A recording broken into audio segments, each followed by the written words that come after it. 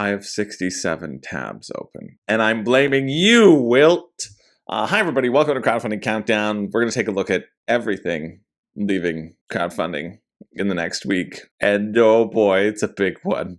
It's a big one. It's the scourges of BackerKit have come to haunt us. Once every year, BackerKit emerges with an event so nefarious, so diabolical, so pocket-sized that it makes you want to die. And that's what today is. It's everything, plus POCKETTOPIA. And so as I go through these links, I look at them, as one tends to do.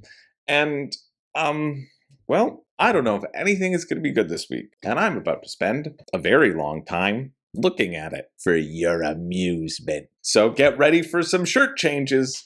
And huge thank you goes out to my Patreon community. Without them, this wouldn't exist. Without Wilt, this wouldn't exist. But huge thanks to everybody who supports me on Patreon. This takes a lot of time, these sorts of things, reading through every single rulebook. We're nearing 4,000 rulebooks, and that's exciting. So at least we'll make a huge chunk out of that one today in terms of the campaigns. But we're going to start with Ronin's Revenge. Your actions influence the boss's turns, as opposed to any other boss battler where they don't and you flip over a card. Welcome to True Souls-like Intensity. This is from Dragori Games, which is done Daenerys, I think? Yeah, it's done Daenerys, and Odalin, which I heard somebody recently saying that the first Odalin was, they had to send out a huge update pack, and they weren't happy with it, so at least they'll have their shipping guarantee here. I'm sure it'll be like, hey, it'll ship. It'll ship no more than 4 months from the date. Dragori Games has done that. But that doesn't include if they have to do a major update pack that fixes the game. So I thought that was kind of funny. But let's check it out. Let's check out Ronin's Revenge. This was a 7-day campaign, which is why I missed it last week, because it ends in a couple days from when I'm filming right now. Again, getting ahead because I will have I'll be at KublaCon when this thing is airing. So if you're at KublaCon, come and see me. My flight leaves at 6 p.m. today, and I have to take a red-eye all the way back to Halifax, because I'm in Halifax for the summer, and for the fall, doing some theater shows. So yeah, hopefully, I got to play some games this morning, or I probably stayed up too late, and I slept through checkout, and now someone's bursting into my room, and they're saying, you shouldn't be here, and they're dragging me out of my bed with my ankles. And oh no, they've actually just taken my ankles, and now I'm left in this bed, and I have no ankles. Please, somebody find my room. Yeah, that's for anybody at KublaCon. Please come save me. Someone has stolen my ankles. Dragori Games stuff looks really good. Like, Daenerys looks really good. I have Daenerys. Haven't played any of it yet. But maybe we'll tackle that after Iridia or after Etherfields. I don't know. I thought Daenerys looked really fun. So is this another 1,000 hours sunk into a game that you already own those things of? Co-op boss battler. Oh, campaign or one shot. So sealed packs open. So that's going to be part of the campaign. But you could just do it as one shots. There's not going to be as much progression. The wound deck changes the combat. That's the thing that might be interesting. I like this guy just threw a bottle at him and he turns around and hits him with a fire sword. I'm like, yeah, Okay, it's a saga of blood and secrets. Just like my time at high school. Oh no, I should have been. Forget you heard that. In this epic boss battler campaign, you must vote on the party's path. But your true loyalty lies with your hidden agenda. Okay. But it is co-op, so none of that actually matters and is just giving you the illusion of choice, maybe?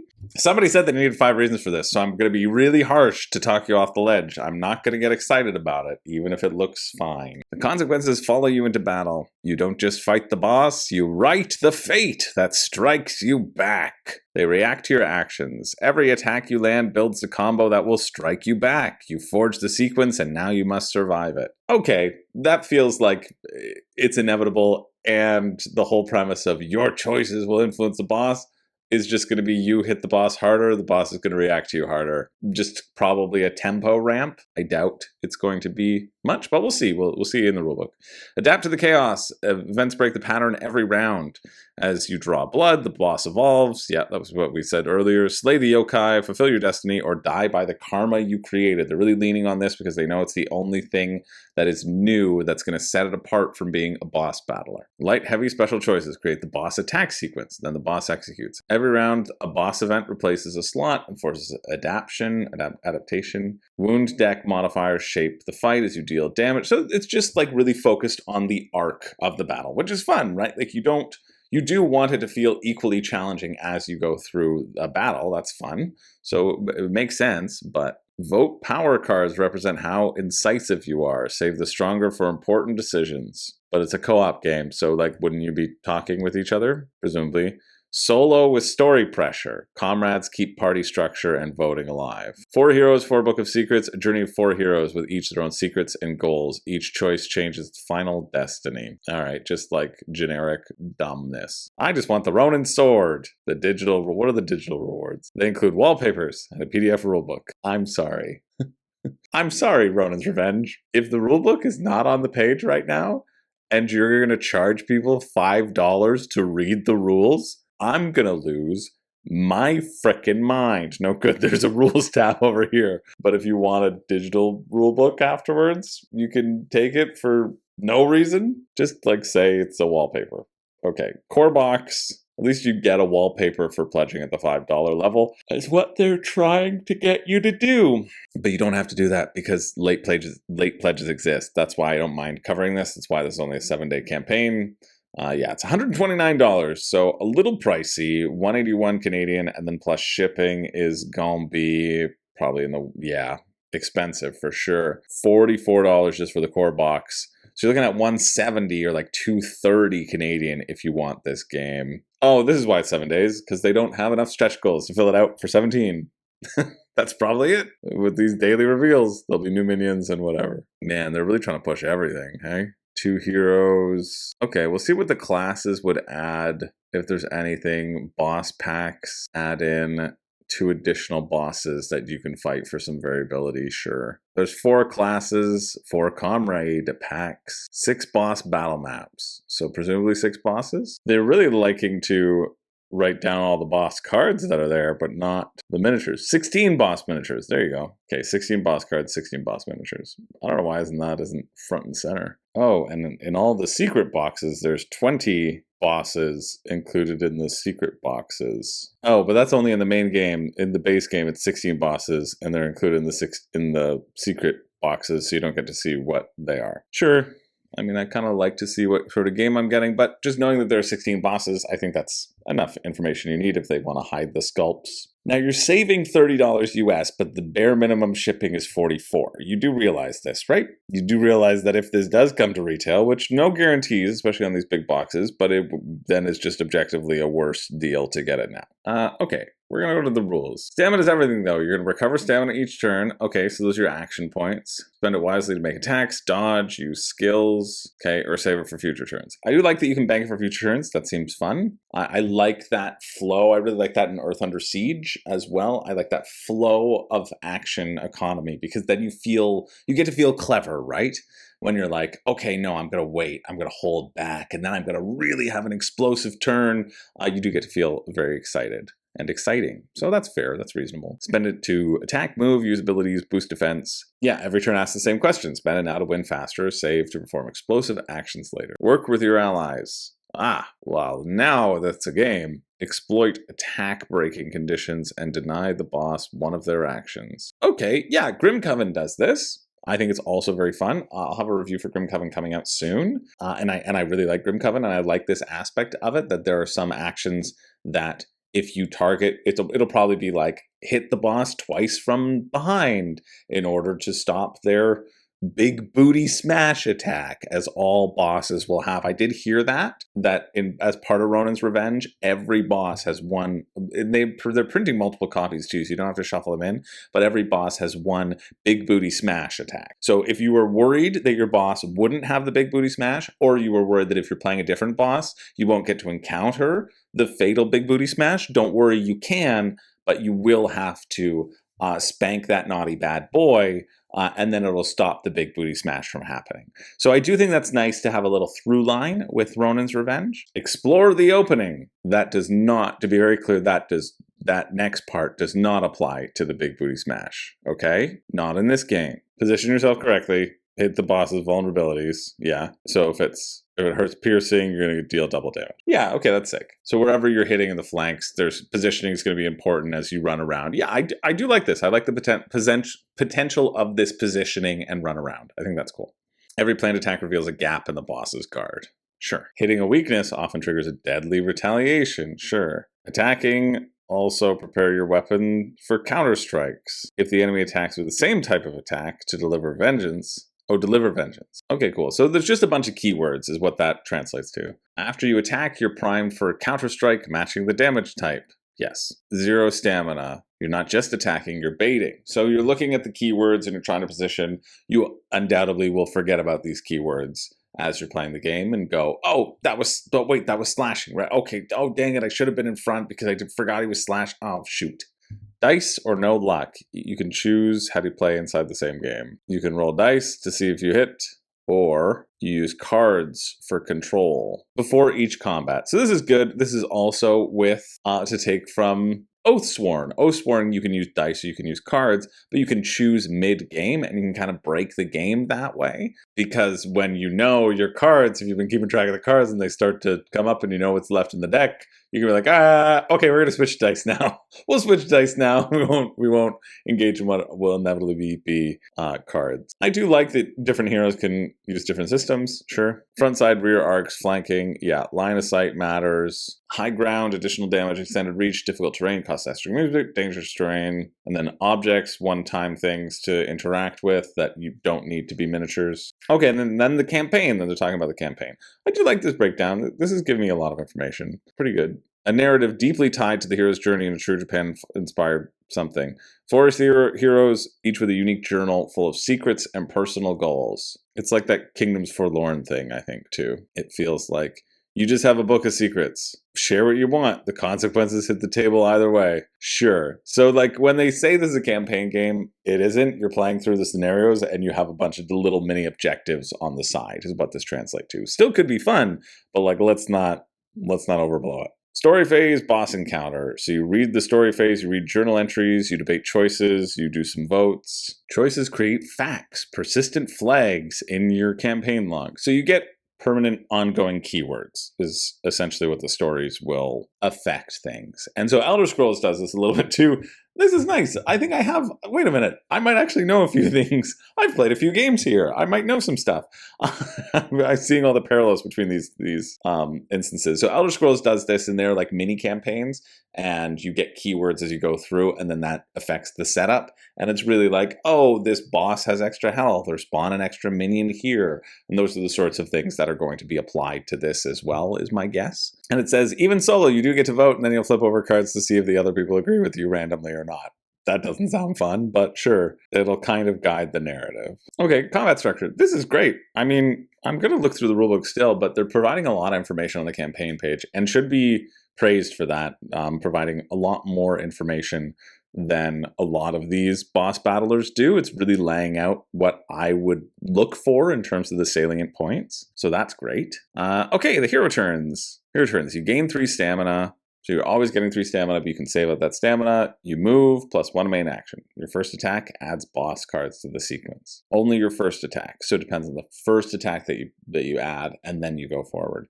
Event replacement, draw 1 boss event, replace its indicated slot, resolve the sequence left to right, minions activate. So minions activate after the boss, interesting. Okay, then you rotate initiative. Sure. Yeah, let's check the rulebook. So what I want to do with the rulebook is check to see about those those boss shifts and how that is going to feel. Basically, those are the things that I'm looking for. Because that was a good breakdown. That was a really nice breakdown. What is Ronin's Revenge? This is good to read. Ronin's Revenge is a cooperative boss battler for 1 to 4 players. You play wandering heroes fighting to reclaim the lands of Suzaku, if you're nasty. Every round involves tense choices on movement, attack, and stamina use. Knowing your decisions determine the boss's counterattacks, we've heard. Combat is built on prediction and positioning. Predilection and positioning. Bosses telegraph intentions, and your attacks directly build the upcoming boss attack sequence. Oh, okay. So now things are like flowing into place. There's going to be a row, and that's why they're putting them in front, because whatever you hit first, then it's going to put that there. So if the boss is going to attack a number of times equal to the players, look at me intuiting, and whatever you hit will draw a new thing. That's why they're kind of stacked up and they're revealing new cards below, but you can also flip them to their other side and make them not attack. Cool. Positioning is important as raw damage. Facing, flanking, and terrain are crucial, along with managing minions and hazards. Yep. 10-act branching campaign with secret personal goals that don't matter. Between fights, players vote on narrative choices, earning facts that alter future battles, reward, and bosses that are just for fun and, again, don't matter.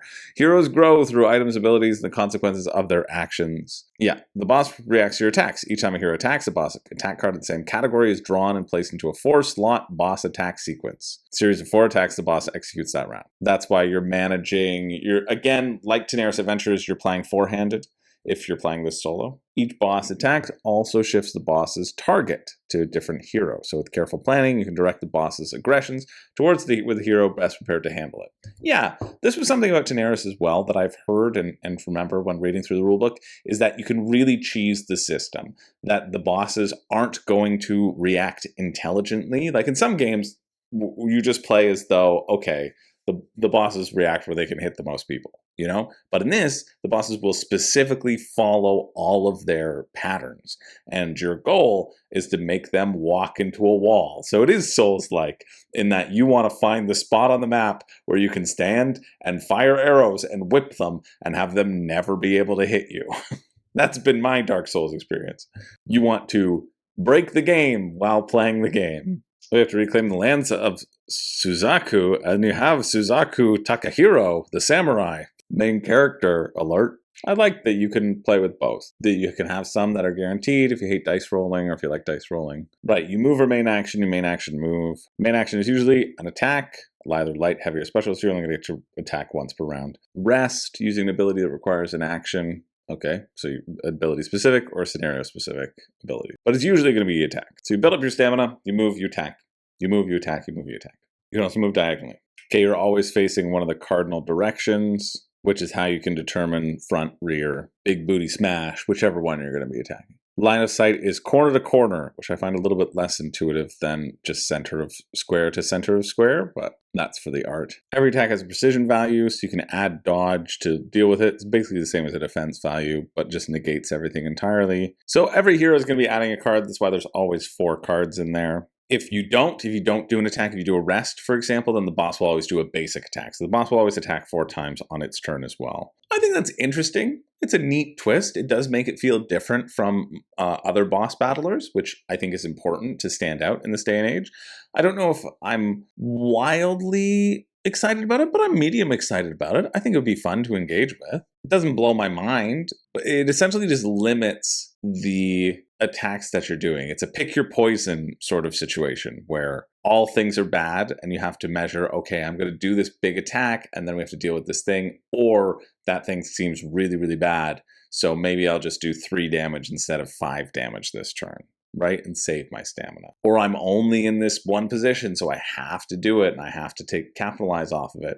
Maybe we'll wait for it, etc. Let's try to get the threat token onto you. Then you have minions as well. Yeah, decent. A lot of things to go over. I like that they do just throw you head first and say, like, this is what a turn will be. We actually have to explain a whole turn of battle so that you can understand all the other things that we're going to tell you later on. It does feel very ambitious. I think Daenerys was received really well. I don't know if Odalin was received very well. I don't see why it's Souls-like. It's not like if you die, you lose all of your progression, is it? I don't know. I didn't really see that part of the rulebook. You're not building up XP. It's Souls-like in terms of there are big scary monsters against you. I mean, you even have names as your characters. You actually have backstories. No way it's going to be Souls-like. But yeah, shipping we covered. Shipping is going to be, you know, $39 to the US, $44 to Canada. But you save $30. So you spend an extra $9 if this hits retail. You get a couple extra minions and stuff. Doesn't feel like it's going to come in a separate box, but they'll just leave spaces for it maybe. Yeah, not bad. Not bad. It's just quite expensive. If you don't have any boss battlers, maybe. I'm on a Grim Coven high right now. I don't know when Grim Coven's coming out. I think to a couple weeks I'll put out the review soon. It'll be out soon. So my recommendation is wait until you see the Grim Coven review and see which one would be more interesting. But it doesn't look bad. Doesn't look bad. I think Dragori Games has a pretty good reputation as well. So potential, but it's also $250 for this thing. I don't think so. Not for that price. That finishes on the 20th at 6 p.m. Great. I did one game. Only 66 to go. And I have to leave. We're going to cover this one, Catacombs, a cat venture game. Catacombs is a cooperative adventure game featuring dice rolling mechanics and procedurally generated dungeons, where you play as a hero venturing into the darkness of a catacombs to slay and defeat evil. All characters, wouldn't you guess it, are cats with combs. It's designed for 1 to 4 players with a playtime of around 30 to 120 minutes. Games will be available in 5 languages. Okay. 4 unique bosses, 50 types of enemies. This seems cute. It's not yet funded, but it's close. So we'll see. Okay. Yeah, this is from a really new team. He's like, really? I don't know that much about board games. I just have to finish the boring things like the instructions. So I don't know if there's going to be a rulebook here, which is a bit disappointing. Full of dice rolls, random events, guaranteed thrills. So it looks like you're going to be flipping up a section of the dungeon, going through, fighting people. The art, they did a little time lapse so you know that they made it all themselves. Entirely hand-drawn, yep. I already mentioned it. Oh, he's a tattoo artist, cool. Yeah, it's pretty cool. The core box is going to be 53 pounds. It's 99 Canadian. Why do I have to scan this QR code? Do I have to scan this QR code? Yeah, why? Well, here's the rule book. Why can't I just click this link? QR code it. Is there something that I'm missing in terms of QR codes? I've always thought you have to do them with your phone, but I'm sure you can do it with a computer, and I just don't know this. And I bet I could Google it, but it's better to have other people Google things for you, right? That's why this show exists. Oh, hello. Did they make this video too? Or did they just they spent all that time drawing things and they're like, yeah, we'll just put it in AI, make a video. Okay, get ready for an adventure. Choose the components, build a dungeon, select heroes, draw a powerful boss. While exploring the dungeon, be ready for combat and various events, not necessarily positive ones. Find all the candles scattered across the map. Candles! Starting to feel like a little night cage. And make use of the items you encounter along the way. Each cat is different. They all have special abilities. One thing is certain, you'll fight. Time in combat is measured by an hourglass. So try to end the duel as quickly as possible because each monster will activate its special abilities after a certain time. Okay? Only 10 exploration turns separate you from the dungeon collapsing and the destruction of Katawis. Okay, your special abilities are healing, reducing stress by 1, lighting a candle. You have to go around to light a candle in these tiles. You can move like 3 to 4 spaces. There will be random events. There'll be combat. I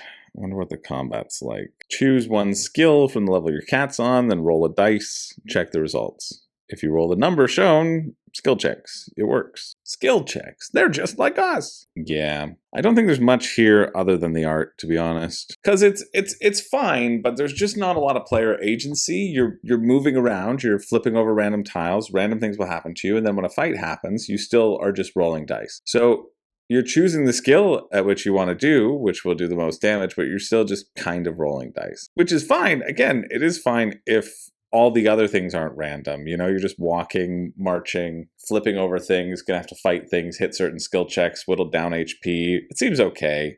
But when it's $99 Canadian and then shipping to Canada, it's another 31 euro, which it's in euro and not pounds for some reason, because that's sitting at like $150 for this game, which is really fun art, agreed, but just not a lot much else going on. But it's nice. They've almost hit their goal, so if that's real, they'll probably have hit it by the time this video comes out. And that finishes on the 27th at 1 p.m. Yeah, 2 down. I got it. Okay, next up, we're taking a look at Elementary Evolution. Unleash the power of the elements in this fast-paced strategic battle for 2 to 4 players. Summon your fire, air, earth, and water elementals to build your strategy and counter your rivals. Tame the powerful elemental creatures endowed with extraordinary abilities to gain the upper hand. It's just like 6 cards of each. Okay, you're laying cards in ascending order to apply different effects. Whenever you do a fire elemental, you can destroy other people's cards. Water allows you to counter the blaze. Okay. Rooting allows you to consolidate all cards into a single pile so that you can just protect against the blaze. And then Tornado allows you to discard as many cards as you wish into your discard pile, then draw the same cards. Number of cards from your deck. All right. This is, 69 Canadian, no. 42 Canadian? No. It's really just, do I have the right cards? How can I destroy your cards? It's going to be a war of attrition of placing cards down into a pile. There's something where you can unlock different abilities, but you have to give them to your opponents, which, I don't know, this just doesn't seem that interesting at all, really. Plus, when it's $42 and then shipping, where the rates are going to be calculated soon, and they don't know the rates yet, like, that finishes Thursday, May 28th at 10:53 a.m. We're moving on to Hitman, the board game. A 1 to 4 player competitive board game where success depends on improvisation, creativity, and surgical precision. Travel the world, infiltrate exotic locations, and eliminate high-profile targets, but this time you won't be alone. Other agents have been assigned to the contract, and they'll stop at nothing to sabotage your mission and deliver the killing blow. Guns blazing or silent assassin, the choice is yours. I really liked, I don't want the serialized card, don't give me that, who cares. I really like Hitman. I think Hitman's a very fun game. I played a bunch of it. Well, I played through one of the games, but I really enjoyed the system. And let's see if it's able to capture that. I like the pitch. The appeal of Hitman to me is the discovery of how many ways can you murder this person, right? I like the little checkbox that you have to check off a list, that you've poisoned him with the blowfish, and then you've pushed him down an open grate, and you've done all these different things. And so having the option to do all of those things feels interesting. It's interesting that you have to do it in a competitive form. It's the first person to murder somebody will win, as you're all racing around, I guess, to find items. I don't know how well this is going to translate into a board game form. If you're just searching through the deck, finding different items so that you can murder people, it feels like it might not be as satisfying. Why back now? Save €75. Disgusting. I want it only for €75. How much is it going to be? Okay, you receive a free gift box in a briefcase form with guards, dual layer player board, additional items, a banana peel, hard guards, hard guard stats. Cool, yeah. Brings another excellent stealth game to your tabletop. Interesting. Base game's decent. I mean, there's no minis, so that's fair, but it's €60, 98 Canadian, and then plus shipping would be like 130. Yeah, there's 4 maps, there's 8 targets. Here's the core loop. You draw an event card. Event cards will affect the board and its characters. Move all crowds 1 space. So I guess whoever's turn it is gets to do that. Yeah, you draw the event card, you choose how things work, manipulating the board. Play 3 actions. You can distract, you can set trap, hide a body, attack, take a disguise, move 1 to 2 spaces. Maybe the disguises will be interesting, that you're knocking someone out, taking that disguise, and then having access to different locations. Yeah. Agent cards. You can just draw a card, which will give you random things. Then the next player goes. All players have the same target. The player who can manage to eliminate the target in any creative way will win the game. The race might be fun. You're not going to give me a rule book, are you? That's a bummer, because this could go one way, that could really go the other way as well. It could be really interesting, but if the actions feel limited, the events might be a little bit too random to move things around, and it might just be, hey, did you draw the right card, right? Like that's the worry that I feel could impact the fun of this. As, yeah, you're playing Hitman, sure. Oh, I drew a banana peel, I'm going to throw it in the ground, but there aren't any set movement patterns, so you can't really capitalize on that. Or if I throw the trap on the ground, can somebody else just run along and disarm the trap? Maybe. I don't think you're going to give me a rule book, are you? Because that would have been in the gameplay breakdown, realistically. Move 1 to 2 spaces, break a door camera, take a disguise, hide a body, attack, distract, so making sound at a certain area. I want to see how people move. I want to see how the game moves itself. I want to see how fiddly this is going to be. And don't think it's on the page. Control F isn't helping me. And that's a bummer. That's a real bummer. I don't think you should ever back this sight unseen. I think there's too many things that could be fiddly for you, too many things that could just be too random. It could hit, like there's a potential, but without the rulebook on the page, I mean, come on. What are you doing? What else has Mood done? Did they do Deep Rock? Yeah, they did Deep Rock Galactic as well. Man, that earned so much money. Valheim? I thought it just looked fine. Yeah, I'm really not convinced. I'm certainly not convinced by the sketch of a game that they decided to put onto their main campaign page. And like, you gave it to people to play, so you should have your preview rulebook, and they just don't, unless it's in here. But like, at this day and age, it should just be on the main page. And I'm especially skeptical on things that are IP based, right? Because it's easy to say, oh, I really like the Hitman IP. I really like the Hitman IP. I think it's a great game. I love the modularity. I think it would benefit in a roguelike system in terms of uncovering more things and almost like time stories in a way that you're going around and you're discovering ways to do it. And you have a certain number of turns as a solo game to get rid of a character before they disappear, and you having to investigate and figure out what is the map and that sort of thing. I think that could be interesting. That would feel more like the video game for me than this does as a competitive version. So that's a real bummer. That's a real bummer. I was excited to look into this. And as it stands, I think in this core loop, right, if we go to the only thing that they've told us about gameplay, you choose a target and location, you're going to draw an event card, which is going to do a random thing. Right? Move any staff member one space. Ongoing. Players may go to the Stone Garden to draw one yellow item and one random loot. Then discard this card. So it's just drawing a random item, drawing a random card. Move a non-target NPC one space. Move all crowds one space. Move a guard one space. So these events are essentially taking the place of a pre-programmed loop and a pre-programmed action. And one of my favorite things about Hitman is knowing that is watching and knowing that the guard is going to make its rounds and then going there and being like, okay, the guard is there, so now I can sneak in, right? It's just not going to give you that same satisfaction. I think it's going to be a fairly mediocre sandbox that is going to rely solely on your nostalgia from what it has shown right now. But if you're interested, check it out. That finishes on the 28th at 11 a.m. I probably wouldn't go for it, though, myself. Moving along, we're going to Kohaku, a Big Pond expansion and reprint. An expansion and reprint for Kohaku, the Koi pond building game. I've seen this box numerous places, but I've never played this game. I always thought it looks like kind of dated.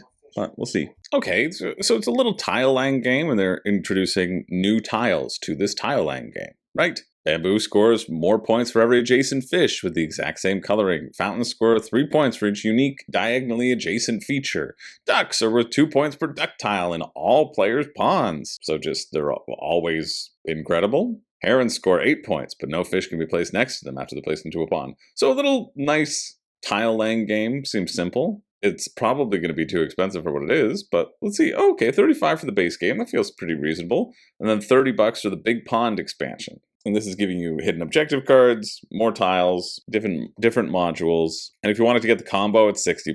I imagine you can find this at a store, but yeah, you can get the second edition it's sold out, but it was at 401 for $28. So yeah, it's been around for a while. I feel like this is only for people who want the expansion, but apparently we have 119 new backers deciding, you know what?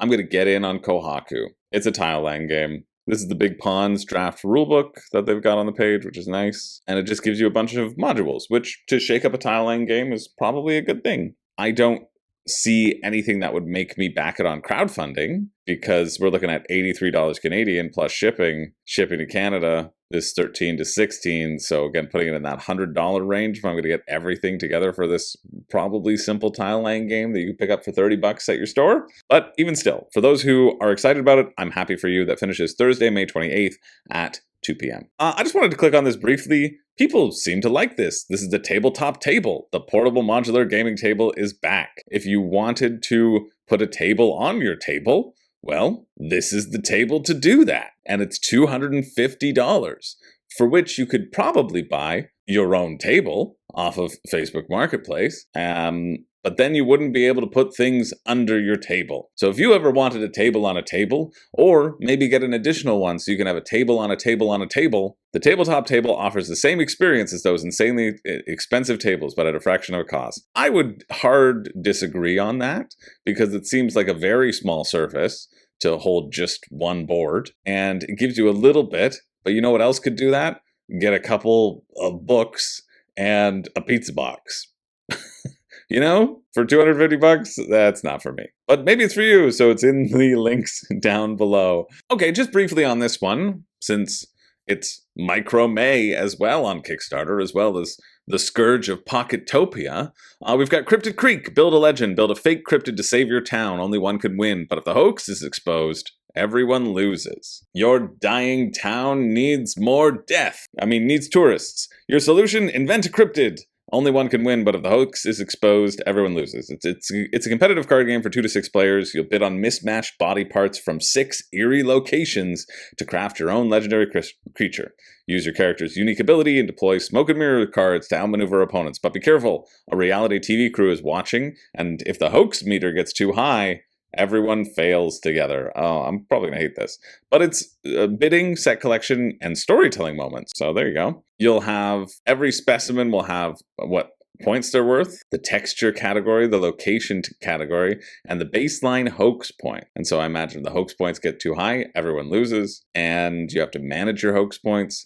And so you can just tank the game for everybody if you're losing. So they'll give you additional bids on the smoke and mirror cards. You'll have things that are saved that you can use for bidding. I certainly wouldn't buy it just based upon this sketch of a game, but if you're interested, it's a $3 print and play, so that feels fairly harmless, and finishes on Thursday, May 28th at 7 p.m. Finally, something I'm excited about. That's not true. I was very excited about Hitman, and I was quite excited about Ronin's Revenge. But Pack and Paddle, I'm always excited to see something from KDBG, aka Burnt Island. Well, not really, it's KDBG, so I'm always less excited to see something from KDBG. However, Layers is a certified banger, and you all know it. Pack and Paddle, though, is what this one is. We're going to spend time in the woods with the stars as your ceiling and the wilderness as your playground. Yeah, I'm probably less excited about this because it's probably like another Creature Comforts Maple Valley sort of thing, which they're fine, but they're just not for me. But they're probably good for kids. I'm definitely more excited about their one that's called Killing with Kindness, where you're luring unsuspecting anthropomorphic animals into your house or into your lodge and then cooking them for dinner. I think that's very funny, and that's a theme I can get behind, rather than sitting around the campfire eating s'mores and telling stories. Blah. Friendship? Community? No, give me murder and inns. Cute. Yeah, it looks cute. And Deluxe is $45. That's pretty good. So there will be a cheaper retail one coming down, but like Deluxe where all of your stuff are going to be, well, Deluxeified? Yeah, it could be cute. Very simple. 1 to 4 players set out on a cozy canoe trip. Draft camping supplies, build a roaring fire, spot wildlife, and plan outings to have the most memorable woodsy weekend in 45 minutes. Honey, we've gotten to our campsite, we finally pitched the tent, and you know what? We've got 45 minutes before we have to start heading home and head back for work on the week next week. Yeah, we really did not plan this very well. Yeah, the Kickstarter edition stuff, what you're here for, that's what I'm here for. Dual layered player mat. Wooden fire tokens, wooden 10 markers. Yeah, KDBG and Burnt Island consistently provide value for their Kickstarter price, I think. But that also doesn't mean you can't get it at retail. I think they provide a really nice balance of both. That's why I like their company so much. Ooh, a little tuck box storage system. That's nice. Bins, we love bins. And a mountain ramp. So when you claim one, the rest slide down to their positions automatically. There you go. All right. Where's the rulebook? Love a tiebreaker track. That's Rising Sun's honor system. Yeah, okay, perfect. That's what I was looking for. So basically, you'll have 5 cards. They'll all have bonus actions on them. The bonus actions will be better if they are lower in the turn order because you're bidding for turn order. Essentially, you're bidding on what type of tiles you get to draft and the additional actions that you can take. If there's a tie, you relate to the tiebreaker track, and you're trying to get 5 different scoring conditions. You're looking for supply tiles. You're filling your mat with 12 supply tiles, once per turn. So that's what you're drafting. That's what you're bidding on, and they're all worth different things. You might get a s'more set, which are comboing together, etc. You're also going to be getting these end game goals, essentially, the campfire, community campfire stuff. You have your own campfire tokens, which are going to give you points. You're going to go with animals, which are going to get you points. And then every day there's a canoe race. You can invest in your canoes, which will get you points as well. Depending upon what you draft, that will indicate how many canoes you can move. Yeah, very simple. At the end of the round, you're going to refresh everything. I think it looks really solid. And for $45, that feels pretty reasonable. It's a lighter game. It's not going to be mind-blowing in terms of its complexity or anything like that, but it'll be nice. It'll be a nice, solid game, and 45 feels reasonable. I also like this little backer event that you could vote on recipes, and how hobo pie didn't become the top #1 recipe, I don't even know, but you're getting that as like a little mini expansion. Sure. I like bidding. I like that idea of if you bid high on one time, you're not going to get to bid the rest of the time. That kind of reminds me of reviving Catmandu, which I quite enjoyed. It has that idea that you have 5 bidding tokens, 1 to 5, and you're only going to get to use them. You're going to play them face down and then reveal them. And so sussing out your opponents and being like, okay, I think everyone's going to play their 1. So maybe I'll play my 2 and maybe I'll get first draft. Like, you can have those exciting moments, and those are the exciting moments that I'm looking for. Shipping to the UK and France is $10. To Canada is $20. And be careful, you can't get it shipped to a PO box. I think in Canada you could get a slip and then you could go pick it up at a post office. I don't know. But just be very mindful about that. US shipping is $12. So $57 for a deluxeified version of a simple game feels pretty reasonable to me. That finishes Thursday, May 28th at 10 p.m. Oh, something I just wanted to talk about. This is very exciting. I love a folding table, and Game Theory Tables has come out with a folding game table. This is insane. I was like, maybe it's something for me. And then I realized, no, it's for giant game stores. Like, you still will have to have a spot in your house where you can fold the table up and have it living forever. So it really does seem like it's more for venues than for like a living space because they're so big. But hey, Bonzinator's so sad. Look, in Bonzinator's real life home and not a studio. Bonzinator won a Game Theory table at our very first WSBG, which is pretty sick. What, she just put it right through the wall? It's a 4-inch vault. Yeah. I mean, this is really sick.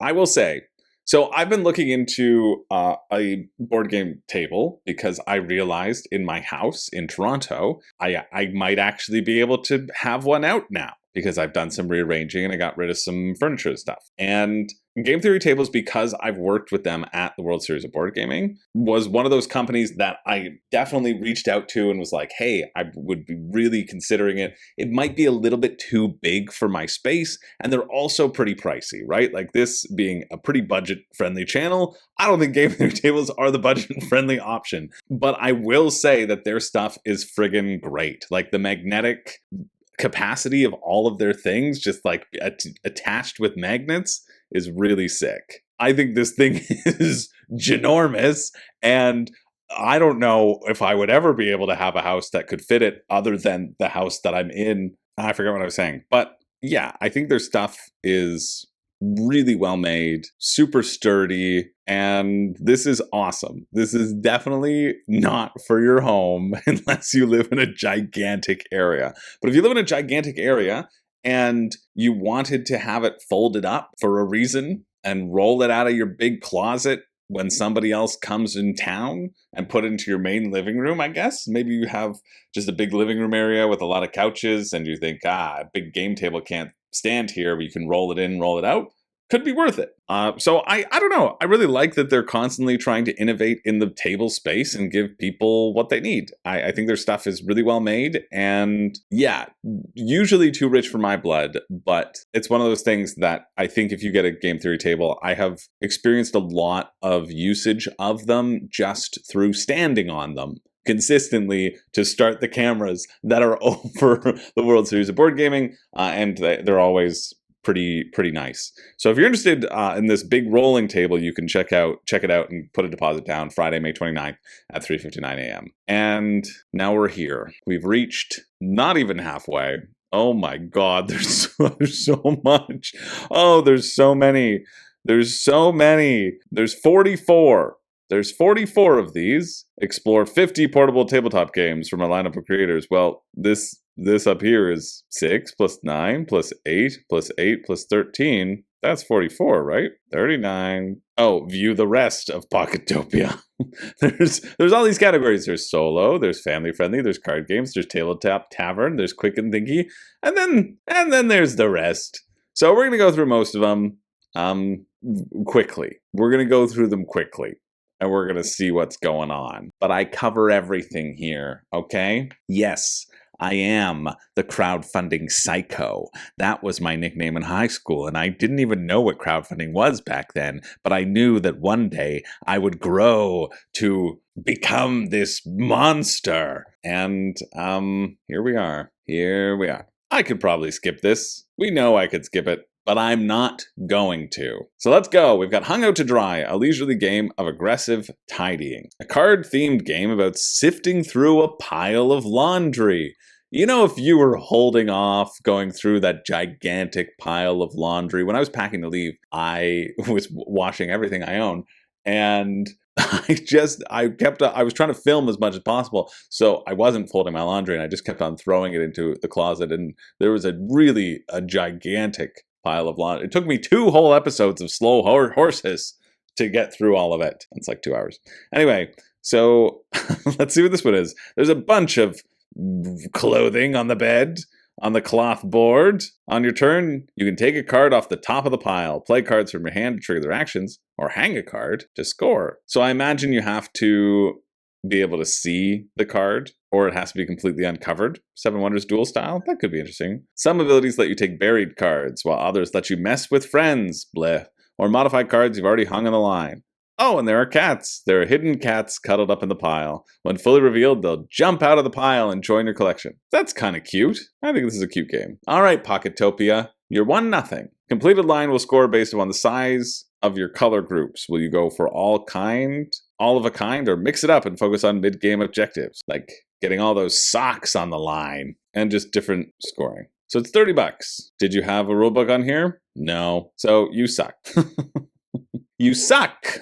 I think your game looks good, but I want some rules, because I want to know if you can take cards that are exposed. Are there any other ways to take cards? No, you just decided, it's Pocketopia. You don't need to know. Oh, you're performing security verification. Right? Nothing in the updates. BackerKit has copied GameFound with their overtime mode. But you know what I don't have? I don't have a damn rule book. You're 0 for 1, Pocketopia. I mean, it looks like it could be good, but I would never buy it without a rulebook. That's stupid. Shipping is $10 to anywhere in North America and Hawaii, $30 elsewhere in the world. Anywhere in North America? Okay, great. I'm going to send 7 copies to Nunavut, and I'm sure that'll only cost you $10 shipping. Get out of here. A slapdash game. Okay, we're moving on. Stool Pigeon, the Pigeon Mafia game. Ha! CNN didn't even want to touch this game, so we're going to put that up there. Nobody wanted to review it. So, pretty good. Pretty good. A quick tactical 10-minute card game. You'll play for hours. That's awful. I don't want to play a 10-minute game for hours. I played Last Light for 3 hours, and that was enough. It's a laugh-out-loud card game. Okay.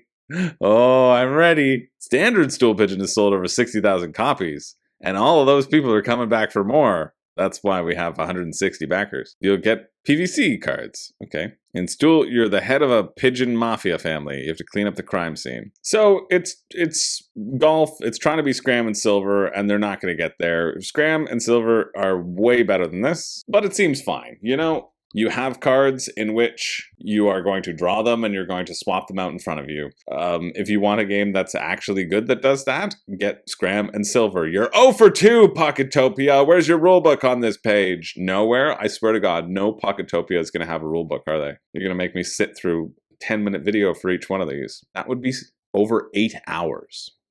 This is why I like rulebooks. Okay, we're moving on.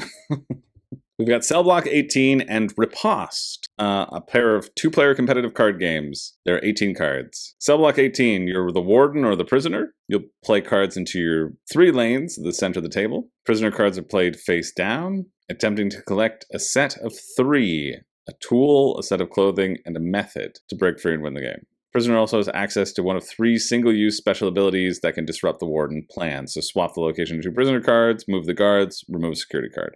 The warden is playing cards face up, and you're trying to suss out where the prisoner is playing their cards. Yeah, that could be fun. Riposte looks immediately... Riposte is one of those things that I've seen in games like numerous times where it's an 18-card game and it feels like it should be a good game. You know, it's like, oh, we're going to be countering and dueling and hitting each other. And in practice, it's not really reading your opponent because everything that they're playing just ends up being random. Like all the same cards are the same weight, so you can never really interpret what your opponent is going for.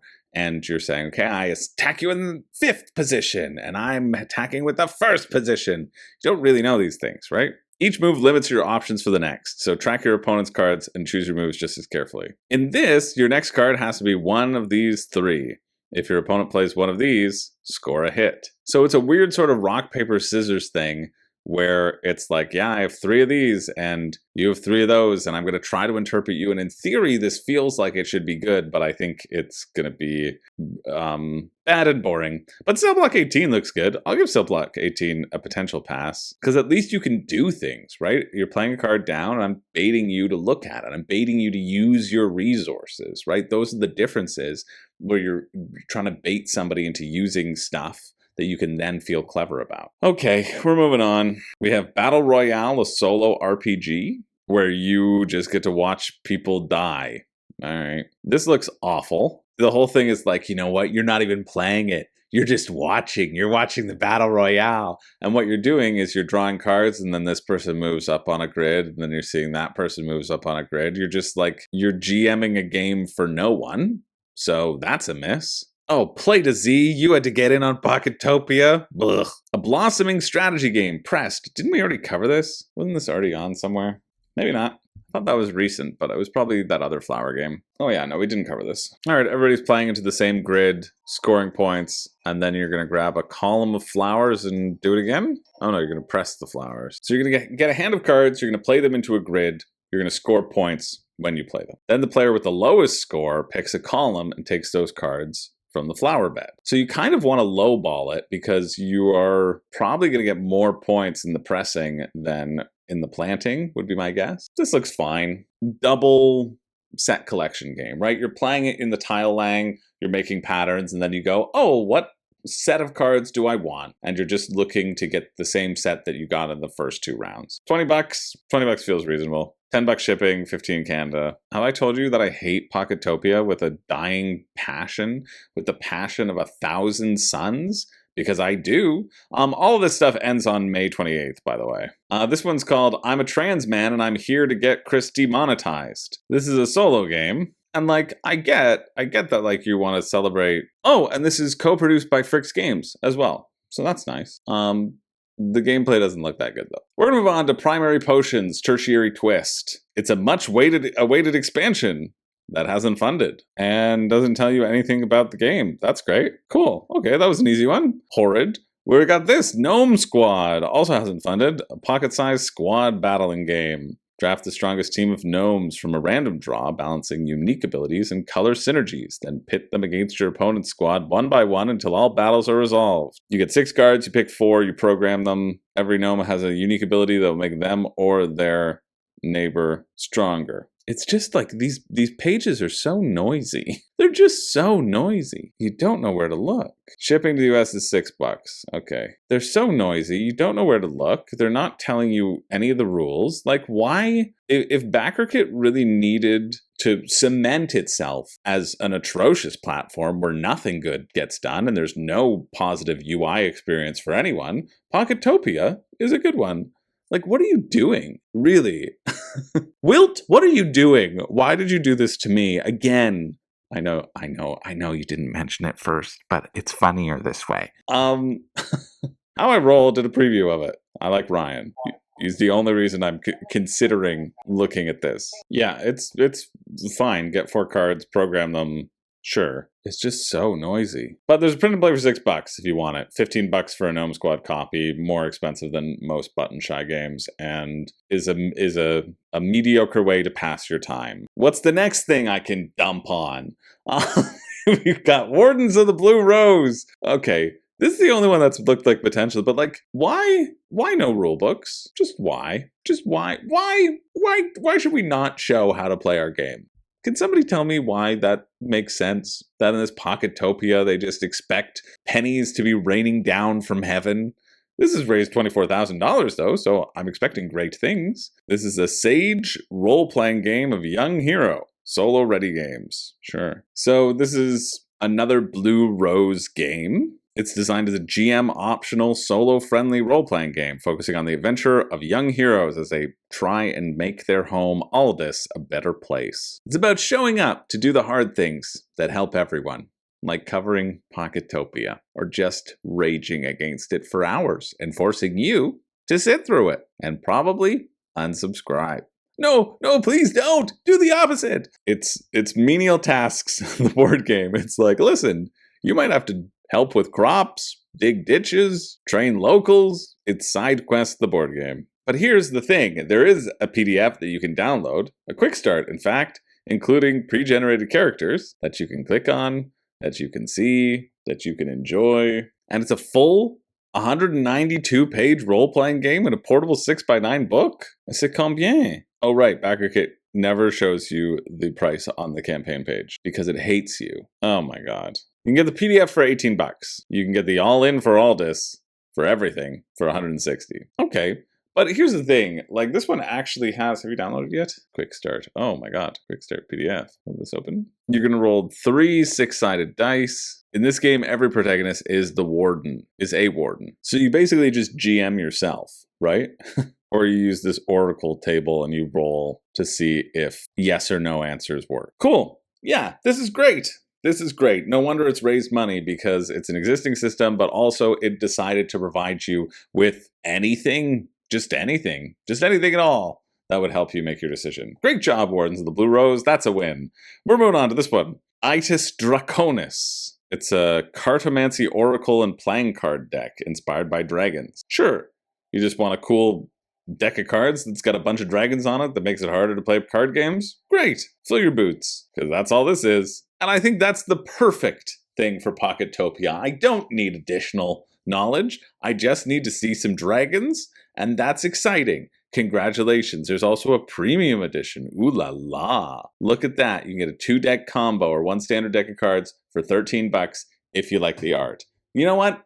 That's a win, Pocketopia. That's a win. We're moving on to this one. Capture powerful energies using your kindred spirits. Play cards to an ethereal plane, extending runs and capturing numerical of a kinds, which will generate your kindred spirits power. This is a beautiful game with luxury components for 2 to 4 players, featuring stunning artwork by Gabby and Spencer. No, it's just Gabby Spencer. Only £26. That's not an only, that's a lot. But good on you for actually including the cost on the main page. Like, Pocketopia's just feels like a goddamn pyramid scheme. They're like, yeah, you back this game. And then you know what? You're going to back these other games too. Just because. They're all under the same banner. How are these people related? We don't know. But there's cross-collaboration. Don't you worry. How about we get to the how to play section before you say of the 17 campaigns that you should also buy other than this one. At least this has a sketch of what the game is. But still, probably won't answer anything. I swear to God. I might just not cover this next time. I think maybe I won't cover it next year, because I think most of it's trash. But here's what you do. You play a card, put it anywhere on an empty space. Then it will generate totem stones on all cards connected in numerical sequence. Sequence is a numerical run or an of a kind of 1 number, which follows the golden bonds of the ethereal plane, which is just it's next to each other. Okay. For any cards that are your kindred spirit suit, place a large stone totem on them. And then remove all totem stones. So you put a bunch of totem stones. Oh, because they're generic totem stones. And then you remove them and you put your own totem stones color on the ones that you scored. God, end it all. All right, let's check out this one. Midnight in Jubilation, a solo horror RPG. Sure, 100 pages, soft cover or hardcover. And you can get the text-only PDF for $4. That's great. You get a softcover book for Australian $35. Well, this seems somewhat interesting. I guess Blackwood Press has done stuff before. It's an urban horror role-playing game designed for solo journaling. You play as the newest overnight radio presenter in a small, strange town called Jubilation, a place that can't seem to decide exactly when or where it should be, a place you had to be guided to over the phone. Sure, you'll journal about all the different bizarre encounters that will happen to you in Jubilation, if you want. Next, we got 100 Dungeons. It's a collection of hand-drawn word puzzles where your vocabulary, is the only thing standing between you and the exit. Splendiferous. It's a word game. It's a puzzle. It's an adventure. It's a cat. It's a plane. It's Superman. It's an escape all in one page. Play digitally or print and play. Is it just a bunch of different crosswords?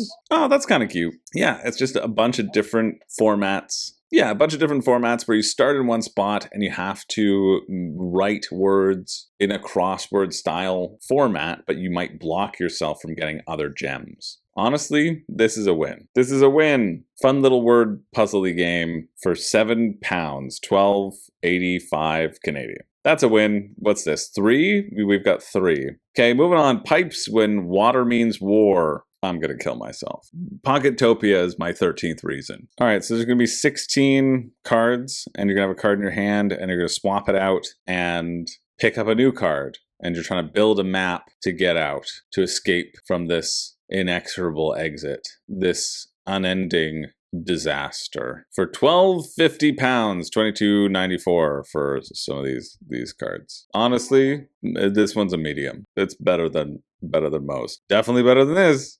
I don't know. Beetle Battle is what's next. Oh God, we have so many more. Why did I agree to this? Nobody's forcing me to do this, but I just made it a personal goal. Okay, there's a print and play that you can download on the page. That's good. You have, again, this is like Riposte. You have cards, but you do have a free print and play playtest version, so you get points for that. So you can play this and see that you're just playing random cards and flipping them and seeing what happens. Oh, I like the name of this one. How come you're not succeeding? The Fable of Mable on the Witch's Table? This, I think, was on BackerKit. This was on BackerKit before POCKETTOPIA ever was a twinkle in its BackerKit mother's eye, okay? This was on BackerKit for like a million years because I remember going to BackerKit once and I shuddered to think about it. And I saw this and I thought, well, I'm going to have to come back to see the Fable of Mable on the Witch's Table. And here we are. It's not funding. You're trying to coax Mable into knocking trinkets off of your opponent's table. So it's Boop, but worse. Use cards to move Mable around the table to push the mysterious knickknacks off its edge. Oh man, this had so much potential, but it's actually awful.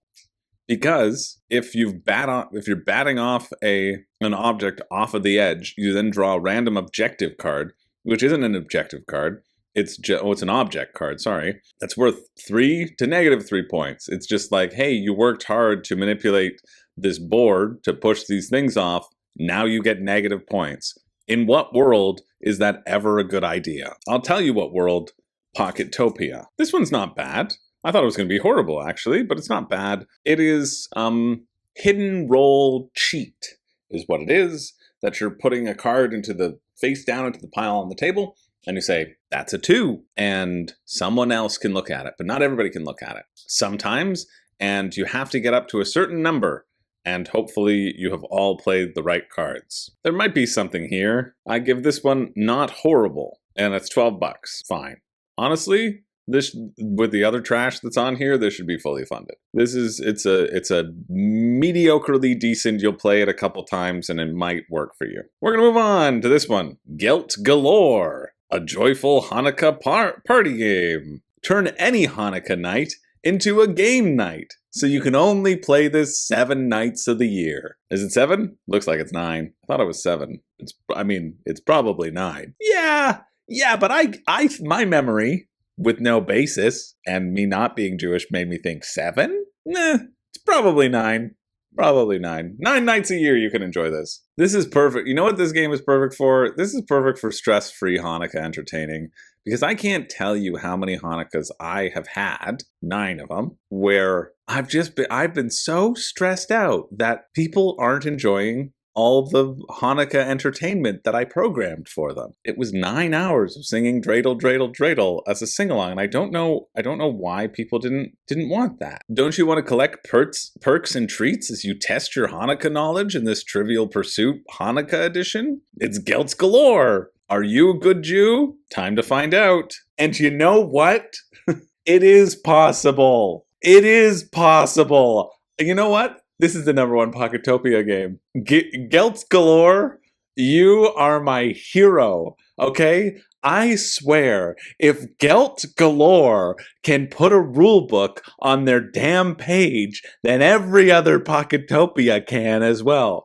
But honestly, I'm pretty thankful for it, because that would take me an additional 30 seconds to go through all the other games and realize that they are, in fact, trash. You know what, Gelt Galore? Wait a minute. Wait a second. Okay, thank God. So I scrolled down here, and I just thought it was that would have been horrible. I just thought it was the front. I'm gonna get this game. If this is here, I'll make this statement. If this is the only, I guess the blue tabletop one had a rulebook as well, but if this is the only one that decided to share its rules, you can 100% bet that I'm getting Gelt Galore, and I'll double it. I'll make it the pick of the week. And we'll see, and we'll do a live playthrough as we can see how much Hanukkah knowledge I have, as long as that isn't offensive, which it could be, because I'm going to try to answer the questions to the best of my ability. Maybe I'll just play with the Tater Tots deck, because the Tater Tots deck, I don't know if you knew this, I knew it, because Gelt Galore has a rulebook on the page, but the Tater Tot deck offers easier questions for younger players, or those less familiar with the holiday. It seems perfect for a little tater tot like me. Am I going to start celebrating Hanukkah every year? You better believe I will, if this is the only one that has the damn rulebook on the page. Oi, oi, oi vey, oi gavolt. Optional, grab a dreidel. It even knows my own Hanukkah traditions. You roll a die or you spin the dreidel to see which one you're going to draw from. Optional twist, if a player gets 3 questions wrong in a row, their next question is drawn from the Tater Tots deck. Because you're a stupid, dumb, idiot baby like me, and you don't know Hanukkah, okay? Go back to your mezuzah. That's one of them. Replace treat tokens with chocolate gelt, or another uniform treat like chocolate kisses, flavored suckers, chupa lupas. A chupa, I had a little sucker that had a chupa chomp on it or something. It's still in my car, so I'll let you guys know how that is. You know what, Gelt Galore? I'm obsessed.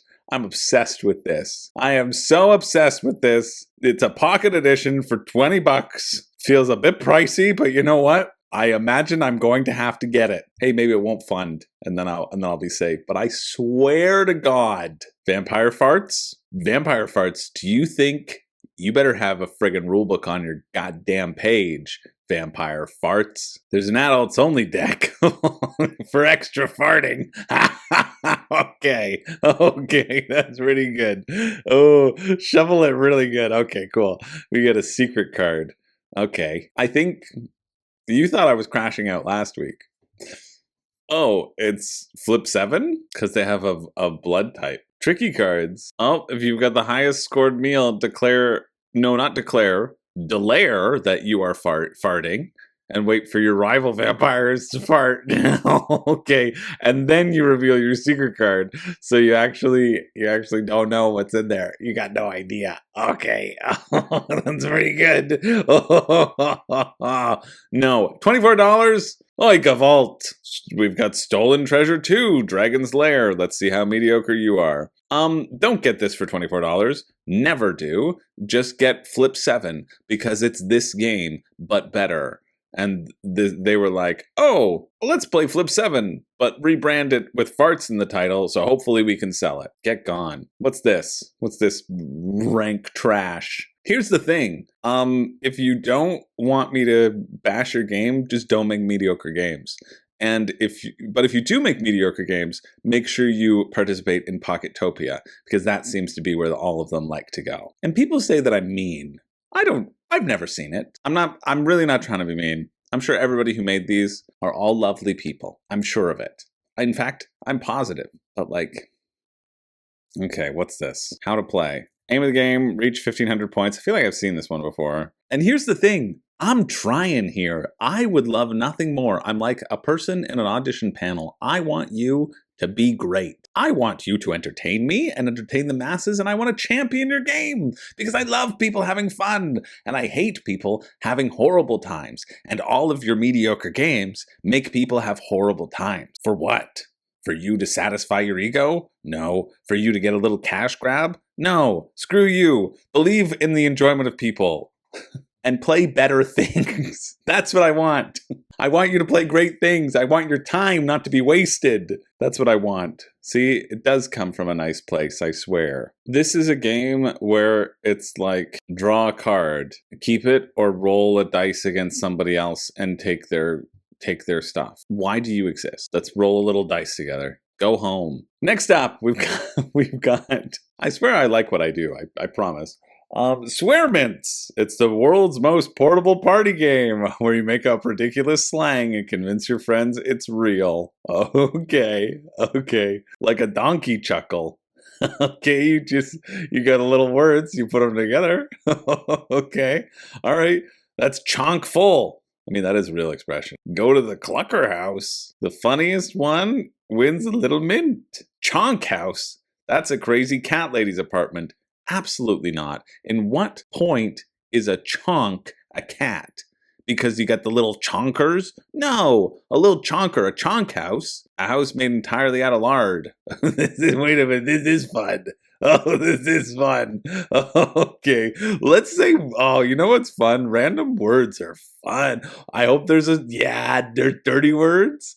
A cuck tongue? Okay. I like saying dirty words, so that's a good one for me. Okay. All right, let's move on to this one.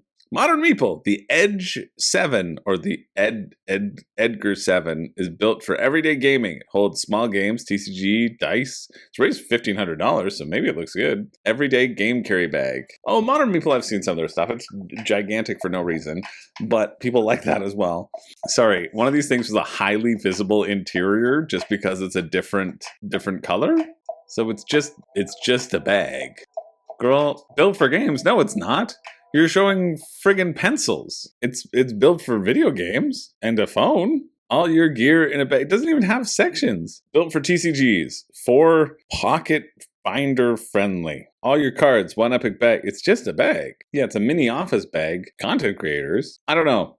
Maybe. I'm very interested in this because I'm currently working on a big board game bag review. If you want a board gaming bag, but tell me where this isn't just a side carrying with some extra pockets. There's an external storage for playmat and bottles because it's a water bottle section, and water bottles just happen to be the same shape as a playmat. You're not going to stick a giant playmat in there. It's like a little personal dice throwing playmat. This doesn't impress me in the slightest, and I would love to be impressed by it.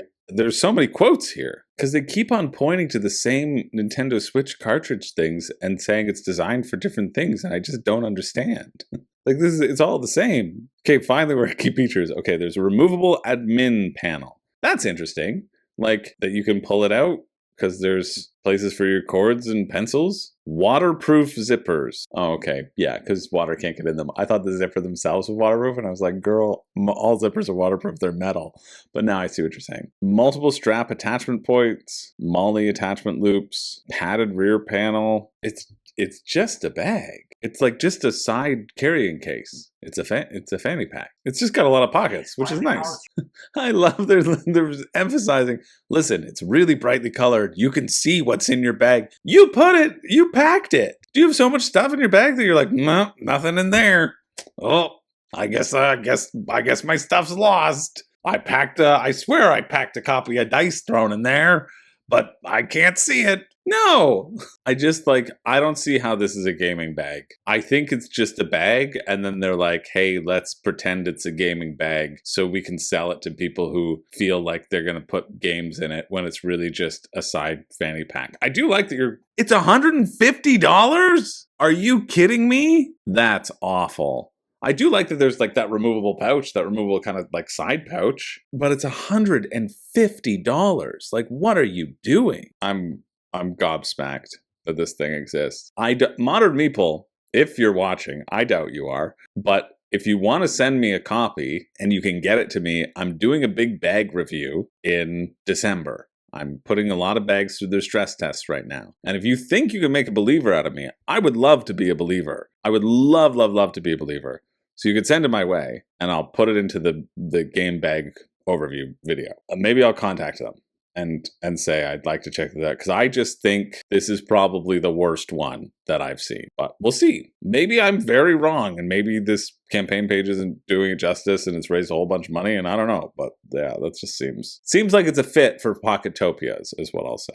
This is Build-A-Burial, which if you've known what Build-A-Burial is before, this is great because they're offering another time to build a burial. You're cutting out and assembling and decorating a papercraft coffin. As you build this coffin, you'll reflect on your character's death and funerary practices, specifically in relationship to the coffin. So you're just cutting something out and building a little coffin. That's all the information that one gives you. Fantastic. Oh my god. We're nearing the light at the end of the tunnel here, people. We're getting close. This has been just demoralizing. But we have Trinkit. Maybe this one will be good. A card game about crows, shinies, and shenanigans. A lighthearted, tongue-in-beak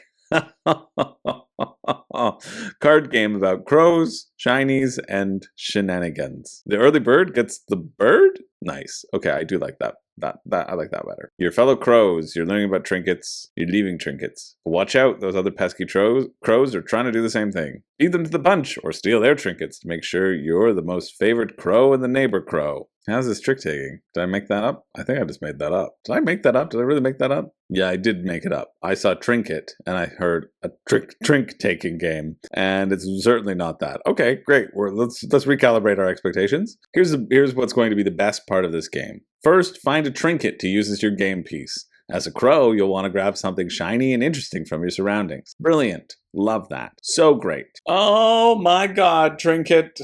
Oh, Trinkit. Oh, praise the crows. Praise the crows. I'm so sorry to Gelt Galore, Guest Galore, but I think the crows have done it. I'm so sorry, Gelt Galore. I really wanted to get you, but we're seeing the Trinkit rules in plain text. We're seeing them here. Now, it doesn't matter that the rules are basically Candyland or Monopoly, that you're rolling a dice and you're landing on a space and you're doing that action, or you're committing to a trinket that you've earned. You choose the action or you commit to a trinket. At least there's a choice, even though the trinkets may not be yours and they might be stolen from you and they actually might not be worth any points at all. Because when you land on steal a trinket, you just get to steal the trinkets that have been placed haphazardly before you. So why would you ever place a trinket? Because someone's going to land on steal a trinket, and it just doesn't make any sense as a game.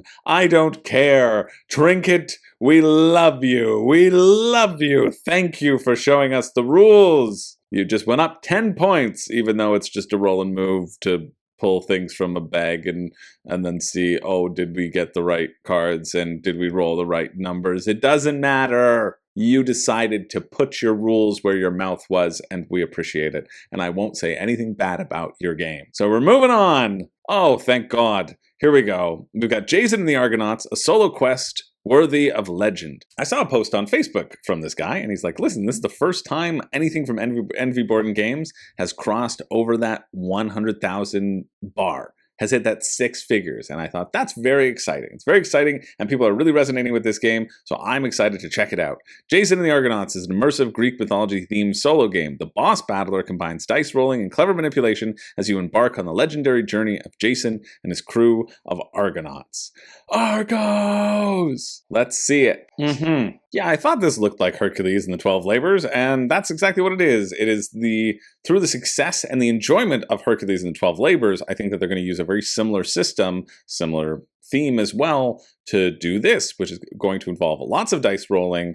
And I really like this potential as you are chaining together your potential actions that you can do. This does seem quite nice. And this one does have a rulebook. Brilliant. Seems like a very fun little rolling solo game. I'm going to check out the rulebook as well, but feels very familiar to Hercules and the 12 Labors, that you will have a number of different challenges that you will be facing. In this case, there's a destination challenge card, and then there's a journey card where, depending upon where you are on the map, you're going to have to face different things. You'll need to use your Argonaut crew. You have 3 in a crew, and you're rolling dice to try to activate their specific abilities. You can only activate the abilities that are connected by a similar symbol as well to take out the specific journey.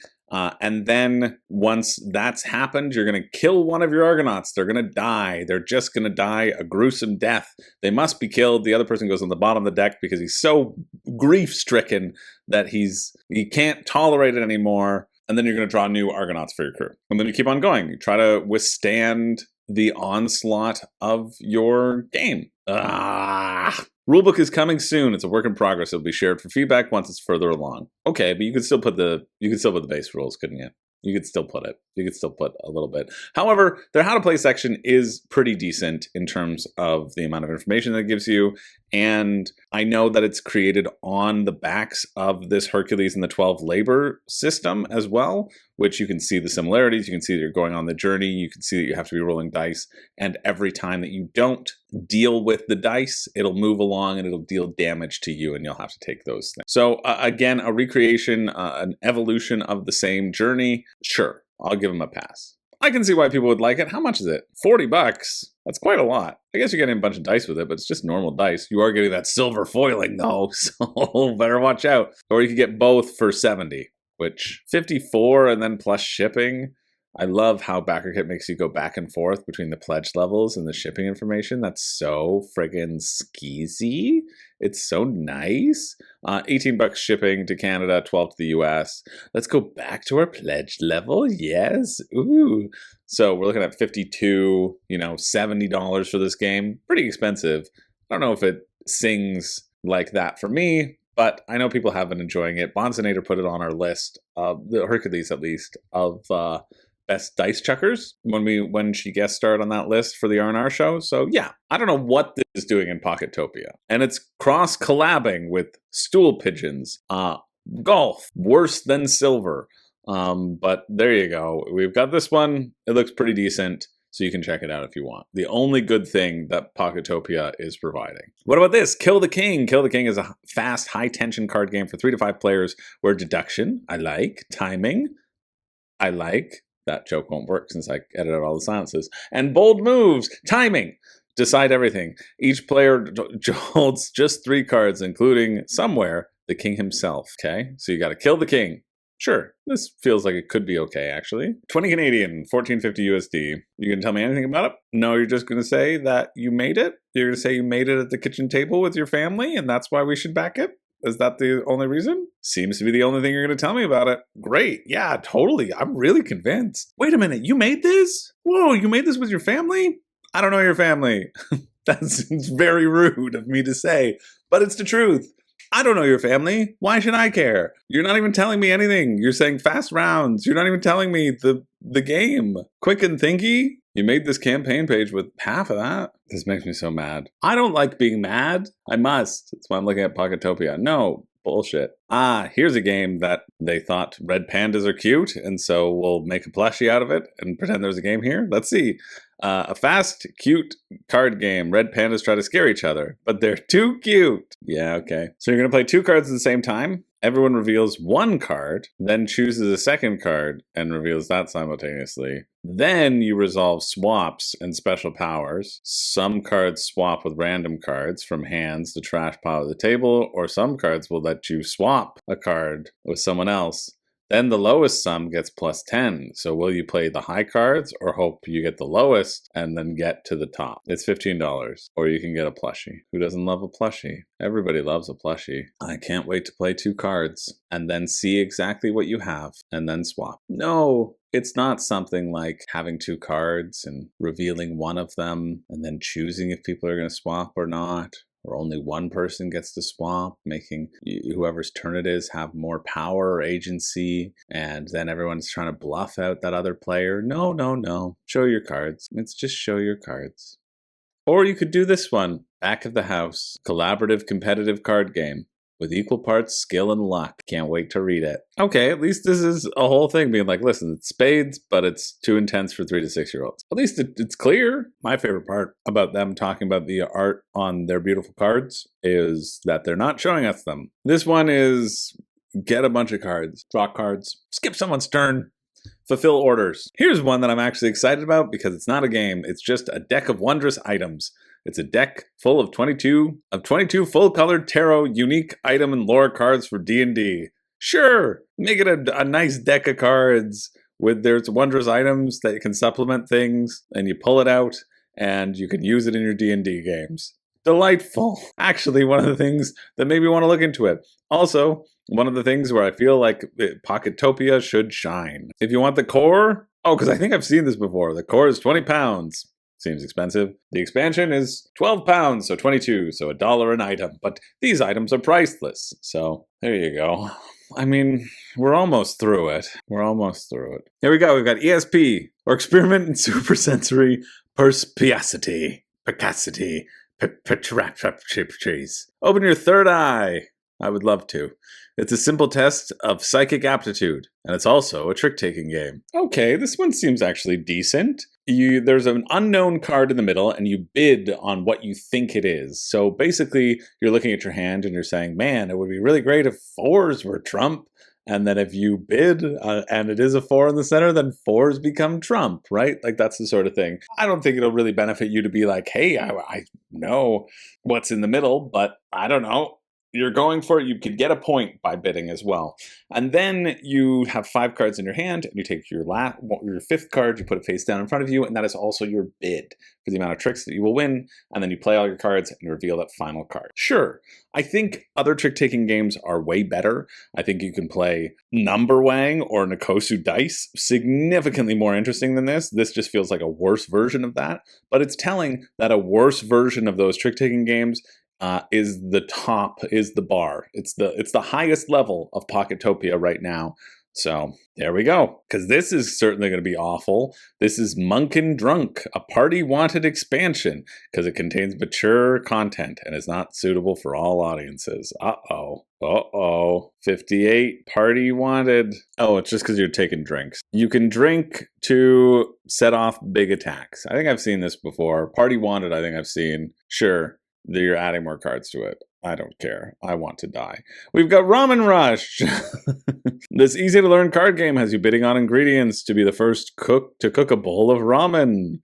Will you focus on collecting ingredients for high-scoring bowls, or will you try to block your opponents from cooking theirs first? 1 to 5 players, 20 to 40 minutes. Oh, baby boy. You've got a rule book. You might actually be a game here. You secretly bid coins for ingredients from a shared market. Highest bid wins. Ties lead to dice roll-offs. Okay. Coins stay hidden, and a clever denial or negotiation can be just as effective as winning bid. So until you're called on it, that might be interesting. Cooking is risky. A roll of the die can mean success, disruption, or disaster, but abilities let you cooking the 5th bowl and initiates the final round. I'm intrigued by something here.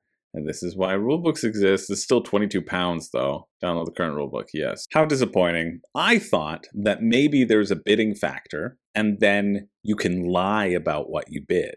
I mean, I guess you are lying, but maybe there's a game in which somebody has to reveal and you're like, listen, I actually bid more than you. I bid 5. You're like, what? Yeah, I bid 5 tokens on it. And if you called the person on that bid, then you could take all their money if they were lying. And you get the thing. And they get nothing? Maybe, maybe not, but that's not what this is. It's just bidding. And they said, oh, you can lie, you can negotiate. It's just that you can negotiate for anything at any time. Where do you get the recipes? Oh, all ramen cards separated by type. So the recipes must be on there. and everybody can probably do the recipes because it's simultaneous. Sure, and as you're building these ramen, you get access to certain abilities. Fine. It seems fine. I appreciate that there's a rulebook. I think it is £22. Yeah, so $40 Canadian, so plus shipping, which they don't even care to... Of course they care, they're brilliant. Plus shipping like $20 Canadian to ship to me, so it's like $60 for this game. Feels fine. It's a fine bidding game. I don't really see much that's interesting about it, but it is definitely in the top tier of Pocketopia fare. So yeah. Okay, we have 3 more. Tin Robot games. I feel like I've seen that before. Maybe this one will be good. Happy Heights is a card drafting tableau builder for 1 to 6 players. Draft buildings, build classic brownstones, score adjacency bonus, and race to claim HOA milestones over 12 rounds. Every placement counts in this 30-minute urban streetscape builder. You know what should be in Pocketopia? The Tebaru system. Now, because it's completely mediocre, overpromises, and relies on tying with other IPs just to get you to back and pretends that they have any relationship whatsoever. Okay, this should not be in Pocketopia. This game looks very fun. Why are you doing this to me? Thank goodness. I think this might look good. $25 for a copy, reasonable. Bit of a bummer that this is an expansion pack though. I think the bonus objective cards, they better have them in the base game. It's a collaboration with Kill the King for some reason. And of course it has a rule book. Beautiful. I'm so sorry, Gelt Galore. There will be no backing for you today. Not from this tater tot. Yeah, there's 6 public goals. It would be great if they offered more. I think that $4, $5 for like 4 more cards is a bit of a cash grab. Just put it in the main box and make your game better. You have a little reserve card where you can keep things if you need to build it later. You're drafting buildings. You're trying to get the zoning correct. Matching colors, you can tuck transit underneath, a lot of different ways for these things to relate to each other, plus racing for goals. I think this looks fun. Like decent fun, you know? And it's $25, which also feels reasonable, which is why they put it on here instead of like keeping it behind them or behind this stupid pledge level thing. Yeah, we like. It's nice to finish off on something decent. I got 2 more in me. Let's just do 2 more and then we'll finish the rest of a normal week. God. Heir to the Throne is a card game that takes the gameplay of a trading card game and boils it down to the essential play experience. So it's just like Duel Monsters. Probably. Defeat your opponent's cards by setting up formations and deliver the final strike for victory. No keywords, no tokens. What do they say? Choose one ambush, take out a chosen foe, take out all formations. Your fighters can't be taken out. So ambush are trap cards. My game uses dice. Every card can be played as either a fighter to attack and defend, or to perform an impactful action, but not both. Brave daytime critters overwhelm the opponent with quick orders, while cunning nighttime critters can disrupt any plan with their ambushes. Give me the in-depth rules. It is possible. So there's no mana here. There's no mana, you just draw a bunch of cards, and you can play all of them in front of you. There's nighttime cards, daytime cards. Nighttime cards are played face down. You're putting them into formations. There's 3 sections, so it's a lane battler, but you can kind of stack these cards, and then its highest value takes out the lowest value. It's like Match of the Gathering. The defender chooses how they'll take the hit. So if they have something stronger, they're obviously going to defend and win. I just think it's kind of whoever draws the biggest card wins. But maybe the ambushes will be more interesting. So you have these different ambushes that you can play at night, and they can respond, and those ambushes are like, take out a fighter. So there's a balance there. Kind of gives me Mind Bug vibes. It was a print and play for €5. That's nice. I think that's the way to do it. €21, $33. Decent price as well. And then finally, this is our last one. And then I'm stopping. We've got Headliner. Build your own band, own the stage, and Chris Couch Games. I started a channel like that. It was my OnlyFans.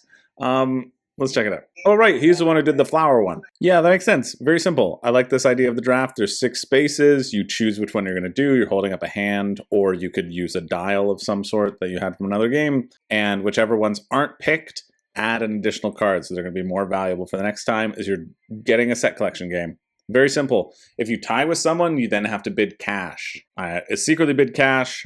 I assume you lose both of your cash no matter what you bid. And I think that would be the best option, because I don't necessarily like bidding games where you lose when you don't win the bid. But I think here, because you're pushing your luck, you're saying you have the choice, right? You did have the choice to bid on something else. So I think that would make that sort of very appropriate for this style of game. And again, there's jockeying for position over what band and what venue you're going to play, which will give you a certain number of money and a certain number of fame as well. And you need either $100 or 8 fame to win the game. And this is what, $25? Nice. I like these little gameplay notes as well. You can have Heartbreakers, which will break up your band, Roadies, which will stay with you even through a breakup, and the backup dancers, which will just get you more money. Yeah, I wouldn't worry about the wild cards. They're just giving you an incentive to get more stuff. I don't think you need them. Final rulebook is under construction. We'll have it completed by the end of the campaign for you to preview. Well, we'll see. But yeah, you get a good sense of what's going on. Petal and Garden Club, those were the ones that I thought was pressed. But yeah, looks decent. Looks actually pretty decent as well. It's nice to finish POCKETTOPIA on a bit of a high. Thank God we're through that. That was horrible. That was just truly horrible. I don't remember the last time I hated doing Crowdfunding Countdown as much as this, but it might have been last week. Yeah, we're gonna check out this one. Disfida, and then I'll stop for the day because I gotta go watch The Devil Wears Prada too. This is 4 factions, 1 battlefield. Relive the legendary knights duels of the 16th century. Each round, every player signals their future movement using an intent token. It has to be placed in a hex adjacent to their miniature, and so one of them will move, the other won't. Then you can also place block tokens so nobody can get you. Every combat is decided through a secret bid made behind the screen where the color values determine your attack strength using all these different cubes. The cubes of the highest color used in the bid are downgraded to the next lower color, forcing you to balance every decision carefully. Oh, okay, that's neat. And then white and yellow cubes are used, so like the weakest cubes are used for your initiative bidding. Well, this is why I can play up to 8 people, because there's 4 different duos and you could play as like little mini teams. Oh, cool. I like the movement even better because you play a movement card, which can move you a number of spaces as well. So you can really surprise people. Nice. Neat. Okay, Canada and the US to get the game. It's 14 euros for shipping. The base game is pretty cheap. 40 bucks Canadian, 24. Yeah, you just have some minis and some cards of moving things around. But in terms of these ideas of dueling games, like physically dueling games and not dueling card games, these feel fairly reasonable. You know, for like 55 bucks, decent. Better than anything POCKETTOPIA could ever provide. Next, I'm going to look at this, but we'll see if it's canceled by the time I get back to it, which will be tomorrow. But I doubt it will be canceled. This is Stan Kordonsky, which looks very much like Resurgence, which I've just played recently. So be interested to see how that goes. But that's for another time. Okay, we're back. We're back in the final stretch. That's a long stretch, but that's okay. We're still going to check it out. I want to look at this one, Payback Club. In a city terrorized by a ruthless mob, a handful of everyday heroes kiss each other to death. Fight back! Unite to fight back. It's time to get even. This is from Stan Kordonsky, who has made such things as Endless Winter, Nova Roma, and Resurgence. I think he's a pretty good designer, so it's surprising to see this isn't funding. I think it's because he hasn't invested any money in marketing. That's pretty much it. He said in one of his updates in another thing, he said, listen, I'm not doing any marketing. You know why? Because I want to keep the prices as low as possible. And as somebody who likes the prices as low as possible, that's music to my ears. So yes, Stan, I'll do a little bit of marketing for you and see what we can see. And I hope it's good. Okay, that seems kind of fun. You have to take down the mob. You can do so through a direct assault or by expanding your influence across the board. That's the rough breakdown. Oh yeah, here's all the stuff that he's done. Rurik as well. Lockup, ton of stuff. You'll have 8 characters, a dynamic alarm system, whatever that means. If you choose to get into a scuffle, prepare to fight. Prepare for a fight resolution system unlike any other. It's unlike anything you've ever heard before, and also it's kind of like blackjack. So it really isn't anything you've ever heard before, but also it's like blackjack? Great. Perfect. With asymmetric decks, special abilities, and push your luck elements. Okay. It's unlike anything you've seen before. If you've heard of anything before, throw that out the door. Okay, so each time you'll be able to move to a spot and perform 2 different actions, such as resolving your location effect. So you move, you get some stuff. Acquiring a vehicle, adding them to your mix, resolving an encounter. So spending money for stuff on these different cards. I don't know if they'll be shown up beforehand, adding a new contract, and completing a job. You're collecting things. I think this is where it kind of feels like Resurgence, in that you're going to have to go to a location and have a certain number of cards or resources to complete the job. I see. And every time you activate a certain location, you add an alarm token there. Presumably the person who has the most alarms, or who went last, is my guess, is going to have to face off. Although it seems like it's the orange player fighting right now, so I don't know. The more showdowns you win, the more reputation you'll collect. There you go. But the mob gets stronger and stronger and adds in more cards into their deck. Sure. I see. So whenever you're going to place a bunch of people out there, and then you're going to have a pullback action, essentially, depending on how many alarms that you've put out. That's what that means. Yes, give me the rulebook. The heart of the game lies in its strategic job approach system. Do you go for direct confrontation with the mob, fighting them in the streets? Or do you go for a more covert approach, disrupting mob-owned businesses and exposing their corrupt city hall allies? Vehicle cards add speed benefits and increase your hand size. Okay, so you're going around, you're trying to get a vehicle card. That'll give you different bonuses on them. Can you have multiple cards? I don't know. We're going to find out. 6 locations are activated locations, places where you can go for an effect. The others will be where you go to complete jobs. So really you have 6 locations on the board. Yeah, you either take a city turn or a hideout turn. So you move your person, you drop an alarm. So you basically have one standee, but it's the alarms that you're putting down, or you're taking a hideout action, which is presumably retrieving all your stuff. You can trigger the end of the game by going up on the reputation track or taking a showdown. So basically like jobs or confrontation. I see you are limited to your actions because you can move up to your speed. So getting better cars means you have more flexibility of which spaces you can go to. The actions seem pretty simple. Getting items, getting vehicles, getting money, healing, getting jobs. Those are your actions. I like that you're gaining safe tokens and you can only open them during your hideout. So thematically, it means you're stealing an entire safe and bringing it back to your hideout in order to open in the comfort of your own home, okay? That's how you rob people. Don't worry about breaking the safe right there. Do the Italian job thing. Blow out the bottom of the boat, have it sink into the ocean, unload the gold from there. And every job you complete is going to make other actions easier. Yeah, it seems fine. You're going to have all these random effect cards with contact cards, which are going to give you stuff and other people other stuff too. So you're going to get those hits of dopamine. There will be goals that everybody is striving for as well. And there's always a top encounter that you can go for to resolve those encounters as well, which will be stuff like paying money to do something, discarding items, getting items, etc. I mean, it seems fun. I think the flow of it feels nice. I also think this is the price that it should be. If it was more expensive, if it was $75, that's too much. $15 for shipping, so you get this for $65 if you are interested in it. Yeah, it's not funding right now as I look at it, 9 days to go.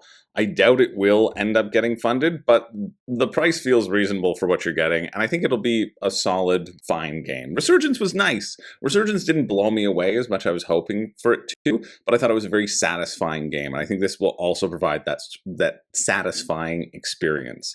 So if you're interested, you can check it out. The finish is Friday, May 29th at 6 p.m. Atlantic time. We're not going to be covering Reavers of Midgard or the Reavers of Midgard expansion because Grey Fox has decided to inexplicably do this stupid $1 thing that they call a partnership program, which I think is really stupid. But they're calling it a partnership program on their website so that you buy into the game before you know anything about the game, and you think, yeah, but I can get this really cool dice tray if I get this game that people liked less than Champions of Midgard, which was just a mediocre average game, and they like this one less, but I could get a dice tray. No, we're not going to cover that. Instead, we're going to cover this one, Dragons Down, Eastern Reaches and Reprint. Expand Dragons Down with a ruthless riverland, dreadful desert, and all new spells, monsters, natives, treasures, tiles, and sites. I think somebody just in my Discord just got this, a big old grab of it for $100 or something on the secondary market, and they're very excited about it. So let's see what this one's all about. Another big sprawling thing, likely, that you probably won't ever play enough to warrant purchasing. Yep. I mean, you have to like this game for its mechanics because you certainly won't like it for its art. So the core game's going to be $120, $119. Oh, Trey Parker likes it. There you go. He also likes Summit. So if you like Summit, maybe you'll really like it. Or maybe it's just a big old sandbox. Forge your own legend by pursuing personal ambitions or dive into one of the game's rich narrative scenarios, but tread carefully. This realm offers promise and peril in equal measure. Unimaginable renown and sudden death await those brave enough to seek their destiny. Great! I can't wait for the sudden death part. Oh, I don't know if I remember this. These poker chips look familiar to me. Yeah, Dragon's Down, episode 116. I'm going to remind myself of it. Oh, what a cute fool. He had 33 tabs open. Try 67, you idiot, Chris of the past. Well, you let me down. You let me down, Chris. You got too tired, so let's look at the rulebook this time. Stupid Chris of the past, making me friggin' work harder. And this is going to be a stupid rulebook making me zoom in. Oh, my dog. No? Oh, I don't have to zoom in. Oh, things are already better. Fantastic. But yeah, it's an open realm sandbox. You're going to compete to get the most legend points. Combining hero classes together, you'll pick a hero, like an elf, and then you'll pick a class like a monk. They've just added in the monk in the Eastern Reaches expansion. Ooh la la, you can punch people now instead of hit them with a sword for the same thing. There's a bunch of different dice. You're going to have summoning dice, loot dice, mission dice, even haggle dice, which is very funny. 2 dice are rolled when a hero attempts to lower the price. Yeah, legend points are the victory points. Fame can turn into stuff for you. Gold is currency, but you're going for those legend points. It's going to be driven by these action cubes, and so you're going to get a set number of action cubes depending upon what class you are, and then you use those action cubes to do stuff. Like on items, you'll need a specific color of cube to do things. You need purple action cubes to do purple spells. Grim Coven kind of does this a little bit too, in terms of the dice symbols will have more of one symbol on them, and so it will help you do that. So the flow of the game is there's an active hero. The active hero performs all of their actions, repeat until all heroes have taken a turn. If you start in caves, you lose actions. You're going to have a number of different actions. Alert, unequip, equip things, sneak or make noise. So you can ignore failure stuff. Moving allows you to move on adjacent pathways on the big world map. Searching, you can look for a hidden path or for treasure. Looting, if you found treasure, you can loot it. Learning, you can learn your spell. Resting to save your wounds. Trading to swap with another hero if you wanted to. But remember, you're trying to compete to have the best legends. You can enchant things. You can also explore. So when you'll explore more of the map, you'll flip up more map time. As you go through, you're going to go through and touch these different map tiles. Monsters may come up. You might have to fight them. Monsters will activate and they'll all move in a certain way. And then combat is completed for each clearing containing one or more heroes, beginning with the clearing of the start player, etc. You can choose to become unhidden, so you might be hiding. That might be a reason to sneak as well. There's so many monsters, you're like, I'll just hide under this blade of grass. Just one single blade of grass. I hope they don't find me. You can evade if you have enough speed cubes. If a hero is placing cubes on a card, they have to fill all dark red or dark brown boxes on the card. So they're mandatory spots on the card. Essentially what's going to happen is when a monster is engaged, if you don't avoid it with your speed cubes, etc., you're going to take your extra cubes, put them on attacks, and you're going to do that in a hidden way because the monster is also going to do that. Oh no, once all players have placed their action cubes, reveal all placements. So if there are multiple heroes fighting, this is what you do. And then you'll roll dice. So in addition to like you're placing your cubes, deciding, okay, I'm going to do all these actions. I have enough cubes to do these actions. Then you still roll your dice generally to see if those actions will succeed. And if the damage is greater than or equal to the monster's health, the monster is killed. If not, they take a wound, and then those wounds will accumulate, etc. And then you'll keep on repeating that section. So you don't have to worry about the action cubes. Otherwise, you're just showing what you're activating. You can kind of activate one card, etc. Yeah, it seems like a fun, decent combat. You're going to run around trying to fight as many monsters as you can, flipping over treasure. It really does feel like a big sandbox game as well. People in the Discord were saying, oh, all the reviews are saying that you need to invest so much time in order to get the most out of this game because it's this huge sandbox. I don't necessarily know if I buy that. The legend all in is 36 or 52 to get to Canada. So if I'm looking at this, or just for the core basic game, the core basic game for me would cost $200. If I was getting even more, it cost a super amount.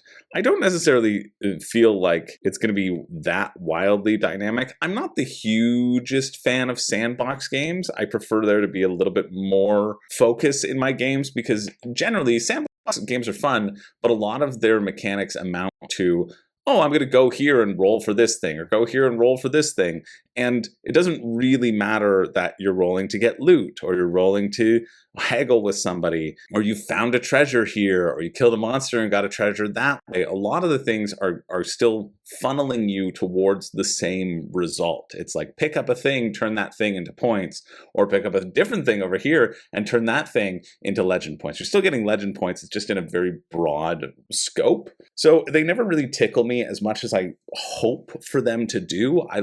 Personally, I like more of a Euro-focused action economy where we're all kind of working in those constraints. And those constraints in a sense, but they always kind of feel very expansive. So I don't personally need that kind of expanse for me. But if it looks exciting to you, you can check it out. I think the action system seems... It's nice to have different action cubes if you feel a little bit more personality a character. When you are limited with some action cubes, you're like, man, I wish I had some magic cubes right now because I found this magic spell, but I chose to be a warrior this time, and that can create some interesting tension there. So sure, it just seems very expensive, not really interesting to me, but if it interests you, check it out. The finish is Friday, May 29th at 9 p.m. Moving along, we've got Terraforming Mars, The Legacy of Mars. So I've already read through all the rules on this, and it's very easy because it's just Terraforming Mars. If you missed my 5 reasons you shouldn't back, you should go check that out, because I said basically everything I wanted to say in that.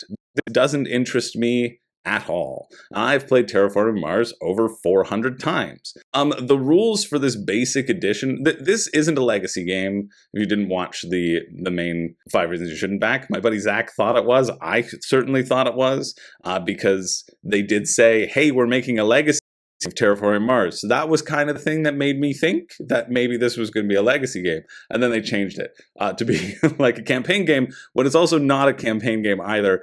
It's the base game of Terraforming Mars plus some expansions. But they're doing the base game with a little bit of a twist, which will continue on for future games. The legacy portion is, hey, you didn't make 2 goods? Guess what?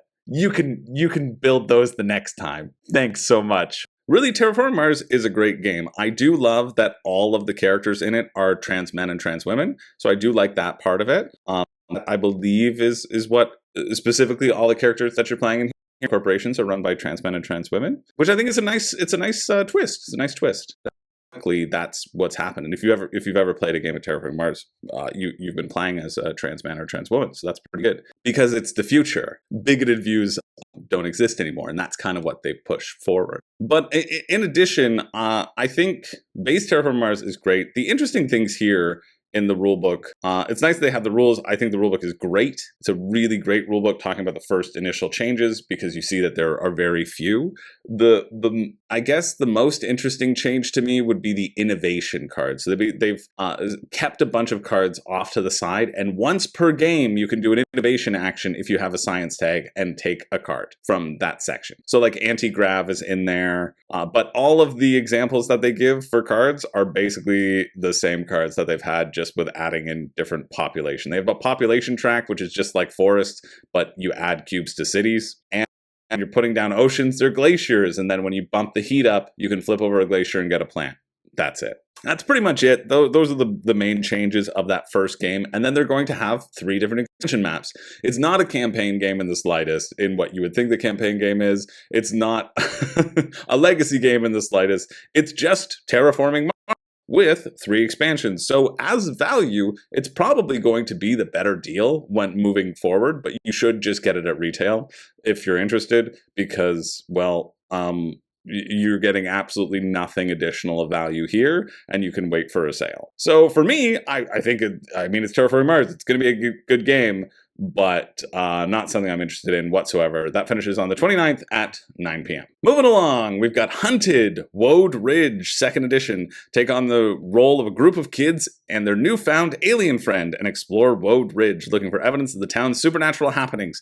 But be wary, the darkness knows you're onto it, so it'll be trying to get you before you get it. Sure, the Hunted system is a system that Best with One, the solo game of the month, has done numerous times. You're kind of going through a deck, and it's a little bit of a push your luck element as you flip cards over and see if you're going to stop or if you're going to push your luck, and you might encounter a guard or something, which then will trigger an attack, and you have to make your way through this deck of cards to survive. That's what this is. It's just been rethemed. I'm sure there are additional mechanisms, but as in terms of solo games of the month, I've heard that they're good. Like the Hunted series, I've heard is fine. It's not anything that has piqued my interest in their catalog, but I know that they make great stuff, and their price point is usually pretty good as well. I'm going to watch this little video and see if there's anything different, but for the most part, I think that's it.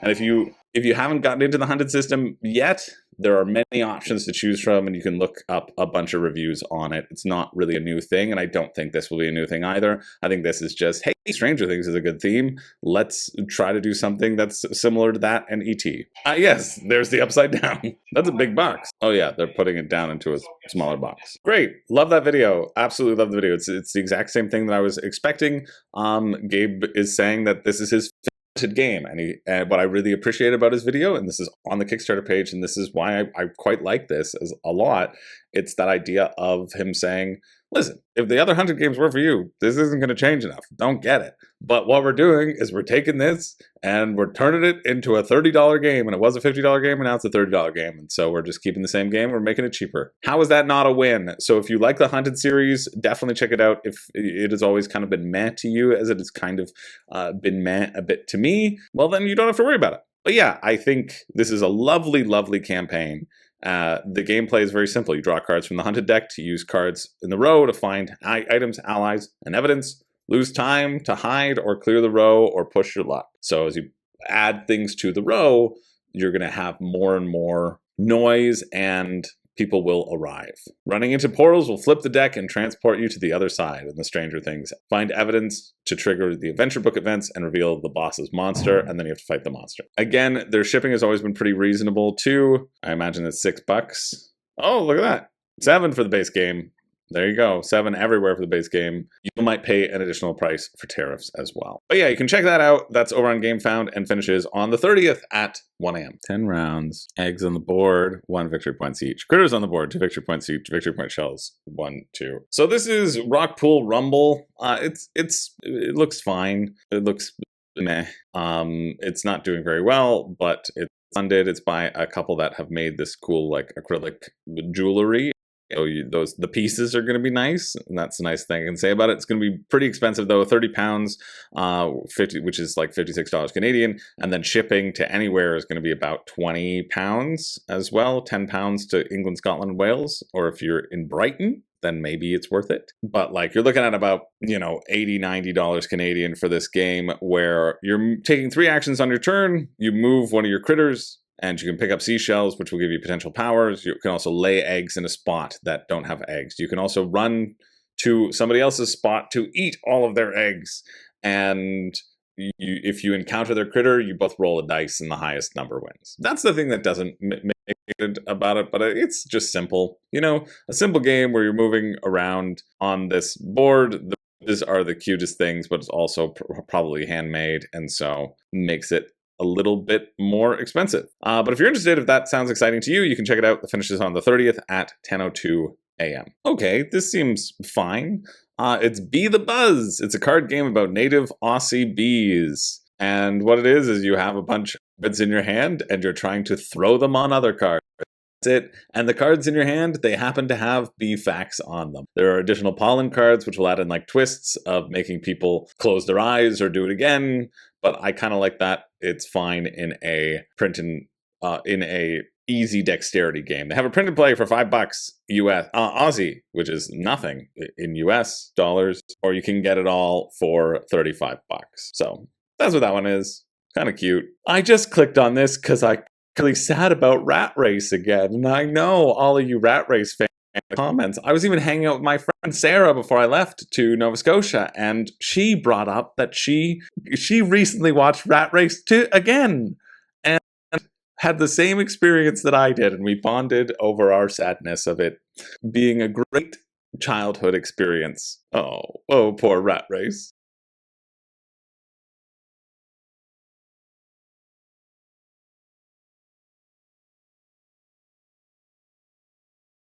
So there's a little bit of a pick up and deliver as well as you move your buddy around, shooting things, collecting stuff, sticking them into them, and then bringing them back home. You also are going to be running around, exploring the galaxy. This is the sort of box that I like, you know? Over Dragons Down. Well, that's just the sketch of it looks good. That's all you're really going to see of it. It's going to be the normal board game is $55.7 US. So it's around 77 Canadian. And then shipping, I imagine, would be about $100 then to get this game. Honestly, it looks fun. Like, this one does look kind of neat. This idea of, I'm sure this won't tell me much. Yeah, the idea of going across the galaxy and picking up tiles and destroying asteroid fields and discovering anomalies, and then also that idea of building up your energy and your conveyor belts and potentially unlocking additional workers too at the same time is what it maybe looks like. Could be neat. Worth flagging. Does seem pretty cool. I don't think I would take a chance on it from what I have currently seen, but I like Japanese designs and it does look neat. So if you want to take a swing on it, check it out. The finish is Sunday, May 31st at 11:59 a.m. Okie dokie schmoky.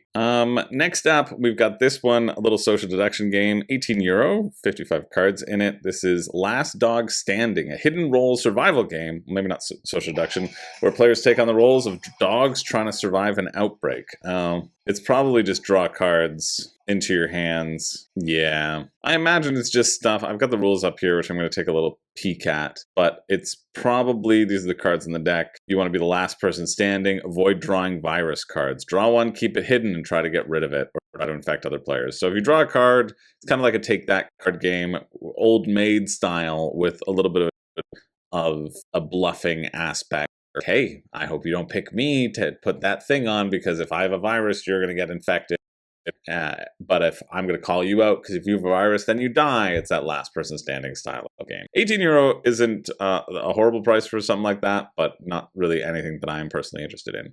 I am interested in this, though, because Dr. Bude, shout out to Dr. Bude, told me to cover it. And it's Rahdo's number 85 game of all time. So there you go. It's Race to Mars, the Lunar Edition. Race to be the first human being on Mars in this strategic deck-building racing game for 1 to 4 players. Yeah, I feel like Rahdo did talk about this, or maybe we were just talking about it in our Discord, but people are excited about this. It's not currently funding, so let's see. Originally released in 2024 in Scandinavia. Yeah, I feel like he's talked about it on the R&R show. In just a small print run, this new Lunar Edition adds in a new mini expansion with 2 additional trajectories, a solo mode, that's great for people, orders, including the Martians racing from Mars to Earth. Okay, don't know what that means yet. And starting cards with new abilities. So just like expanding upon the game and doing that relaunch. Okay, so assemble your crew and build your rocket. You're going to select your cards to either add to your deck or to your rocket. It's going to be flip face down or activating this section of it. Maybe it increases its capacity. Oh, sick.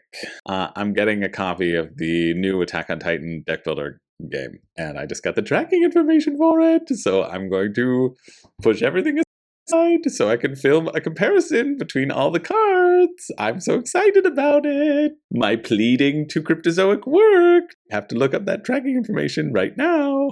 Oh, great. Scheduled for Tuesday by the end of the day, which is when I'm back from KublaCon. Let's go. What is this pathetic game? It's not Attack on Titan, but it's still pretty cool.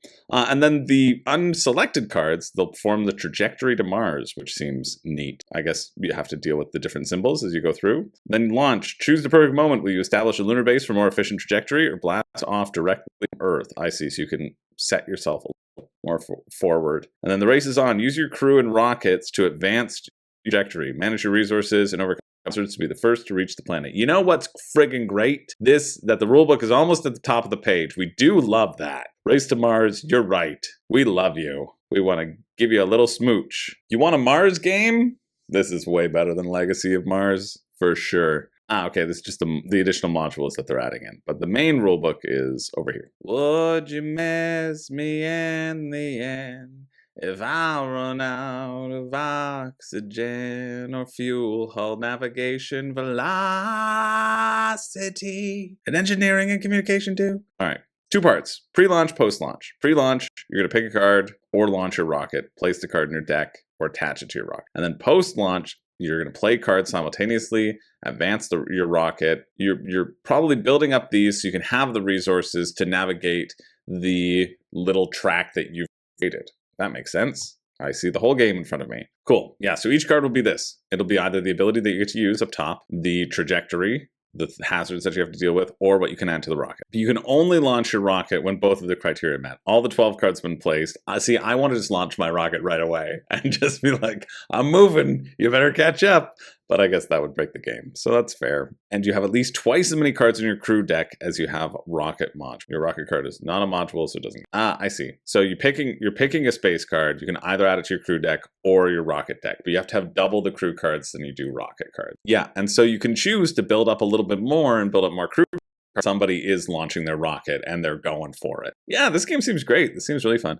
This might be the only time you hear me say it, but that Rado might know a thing or two. It's the only time. I'm hiding it in the longest crowdfunding countdown ever. Hope nobody hears it. Yeah, and you're just drawing additional cards, getting the fuel that you need to navigate and advance your rocket. So each resource that you have, you can move the rocket and you show that you've used your resources. And then you have to deal with hazards as well. So purging cards, etc. And boosts, you can boost past thing to help you get through. This seems fun. Seems quite fun. How much are you? It's $50 Canadian. So that's 30 euro. That's actually really good. You know, like everything's expensive in Canada, let's be real, but 30 euro for one of these feels pretty decent, actually. What's shipping like? Unless shipping's 30 euro as well, or 20. Shipping to Canada and the US is 25. So basically almost doubles the cost of the game. So this is why you always look at shipping, right? Like 30 euro is a great price. If I saw it in store for that, definitely would contemplate it. Here, now I'm looking at $95 Canadian for this game-ish. Maybe a little bit less, 90 Canadian for this game. And immediately my interest is splashed over me like a cold drink of water. I think it's got heavy shipping, but if you live in the EU and you're interested in it, I think it does seem fun in terms of the deck building aspects, for sure. That finishes on the 31st at 6 p.m. I feel like I've covered this before. The Synchronite Foundation. It's a reprint, so probably. Maybe Chris of the Past did his job for that one. Yeah, that was back in episode 173. Yeah, a tired, sick Chris. It looked at last time in episode 173. He actually did a good job. Great job past Chris. And now you can get the Crimson Protocol gameplay expansion. There are a couple that stood out to me on the rewatch as well. The idea that you can be... They've added Junta to the list of things that they're compared to now. That was just Route to Gemini and Twilight Imperium. I haven't heard of Juntas or Junta, or I have, but yeah, that's neat. There's a new rulebook, but I would go back and watch Chris of the Past because there were some exciting things, and I'm going to talk about those exciting things. The idea is that you might lose win conditions as you go through the game. I think that's the most exciting part to me now. There are manipulating markets, how some markets and resources will cost more and more. Essentially, there's going to be a little bit of an area control element as you drop forces down so that you can get resources from these manipulated markets, so you can pursue a bunch of different win conditions. I do think it looks fun. It actually looks fun, and I think it looks more fun on this sort of relook than I thought the last time. Now, should you spend $700 on it? Absolutely not. I think the base game looks interesting, and I would be more interested in just getting the base game, because they're adding in a ton of stuff with favors and prestige, and I feel like maybe it'll overcomplicate it if you don't already have the game. This feels like something for people who do already have the game and who are really enjoying it as well. Just a monstrous campaign. Hasn't gotten as much success as the previous campaign, and the prices for the expansion are about the same as the base game, so that either indicates that people haven't been enjoying the base game or they haven't played it enough to warrant this expansion to really back it en masse. But it's doing pretty well. I guess it still has 11 days left. It made around 100,000, so it's about 50% of what it was last time, which for an expansion, maybe that makes sense. I do think the game looks decent. It doesn't seem like there's an easy way to get just the base game with this campaign, though, which is a bit of a bummer. So not really for me at this moment in time, and I think the base game was pretty expensive. But yeah, you can check it out. That finishes on the 31st at 6:59 p.m. It's surprising because it's one of those games where I didn't remember a single thing about it. And usually when I read a rulebook and there are things that are exciting, I remember something about it. I didn't remember anything at all. And this was only episode 173, so only about a year ago. It was February 25th that I filmed this. To be fair, I was sick, so maybe that impacted it, but it's one of those things where I feel like I should have remembered these things, but every new detail that Chris of the Past was talking about, I was like, oh, interesting, and I didn't remember whatsoever. So that sometimes speaks to the game itself as well, in terms of how much found in my recollection is how much I've actually cared about it when going through, but it also could have been because I was sick, so I'm not sure. You can check it out. The finish is on the 31st, 6:59 p.m. As well. Always, there is a link to every single campaign and every single episode down below in every video that I do. There's a Crowdfunding Countdown master link list, and you can Control F, and you can search for these past games or these past episodes if anything is coming up in a reprint and you want to go back, you want to see the thoughts, or you just want to go on a journey with me through my life, well, you can do that too. Yeah, just a little reminder, and I would recommend going and listening to Chris of the Past of this one for sure, because I'm banking on you having a little bit of that knowledge, even though I didn't have that knowledge. This is funny. This theme is very funny. It's just a print and play. I was going to cut it, but I'm not going to. This is Regular Human Climber, where you're all playing body parts of a human climber. It's a cooperative trick-taking game. So you're playing a card matching the leader's played suit, so must-follow trick-taking game, and now use the play cards to move by discarding runs, one or more consecutive cards. You may each discard one run from the trick, moving up one space per card discarded. But I don't know if that's in a certain order. The new leader may use any run, also moves the core. Oh, I guess I need to plug that back in. I got a big Neuer light that I'm happy with in Toronto studio, but I have these travel ones that I thought I was going to be happy with that I'm not happy with. That my other stuff was fine. Would not recommend. Yeah, and then you also have to stay on the wall. Like there's different sections of the wall. There's different footholds that you have to get to hold onto the wall to get to the top of the wall. And so I think that's pretty funny. If that sounds interesting to you, you can check it out. It's only €5 for a little print and play. Go for it. Vania, Guardians of the Elder Tree launch. Again, this feels like something maybe I've covered in the past. I'm going to go check. Should have just left that tab open. Yeah, I don't really remember it, so let's take a look now. A mystical and fairy tale takes place in the Elder Forest. You're a guardian of the Elder Tree and must defend it against scary monsters, boss, spreading of dark moon rot. Collect 6 different elemental orbs to master all of these elementals. Find magic orbs to learn new abilities, and collect ore to craft powerful and legendary equipment. Hunt these monsters and get your powerful elemental companion. The core game itself is €69, which works out to be 112 Canadian. So we're looking at 140 for this game. Expensive, as all crowdfunding is. You choose your mode. You got one shot, or you have a campaign mode. There's 20 levels where you unlock game content. So it's just scenarios where you unlock stuff. You choose your guardian. Each guardian card has different ability slots for different abilities and special ability. They also receive bonuses wearing the appropriate equipment. You draw 2 abilities from a face down deck according to your guardian card. Place them in the slot. Oh, I see. So it's if you're wearing those equipment, the bonuses are down here, and then the type of things you will draw are listed on the top of the cards. You have a starting element which will impact how you are able to attack other things. So you're going to go back and forth between this Dark Moon phase and a Dark Moon tracker. There'll be guardians that are taking damage, and at some point in time, they're going to all be flipped over to a harder area. The rock cubes are also spreading over the map. Apparently it's a co-op game. Good to know. And because I clearly didn't retain that if I read it. And rock cubes will be spread all over the forest, and if you do, you lose the game. Or you can pick up some magical leaves and bring it to the unicorn's lair to make it not in the dark area as well.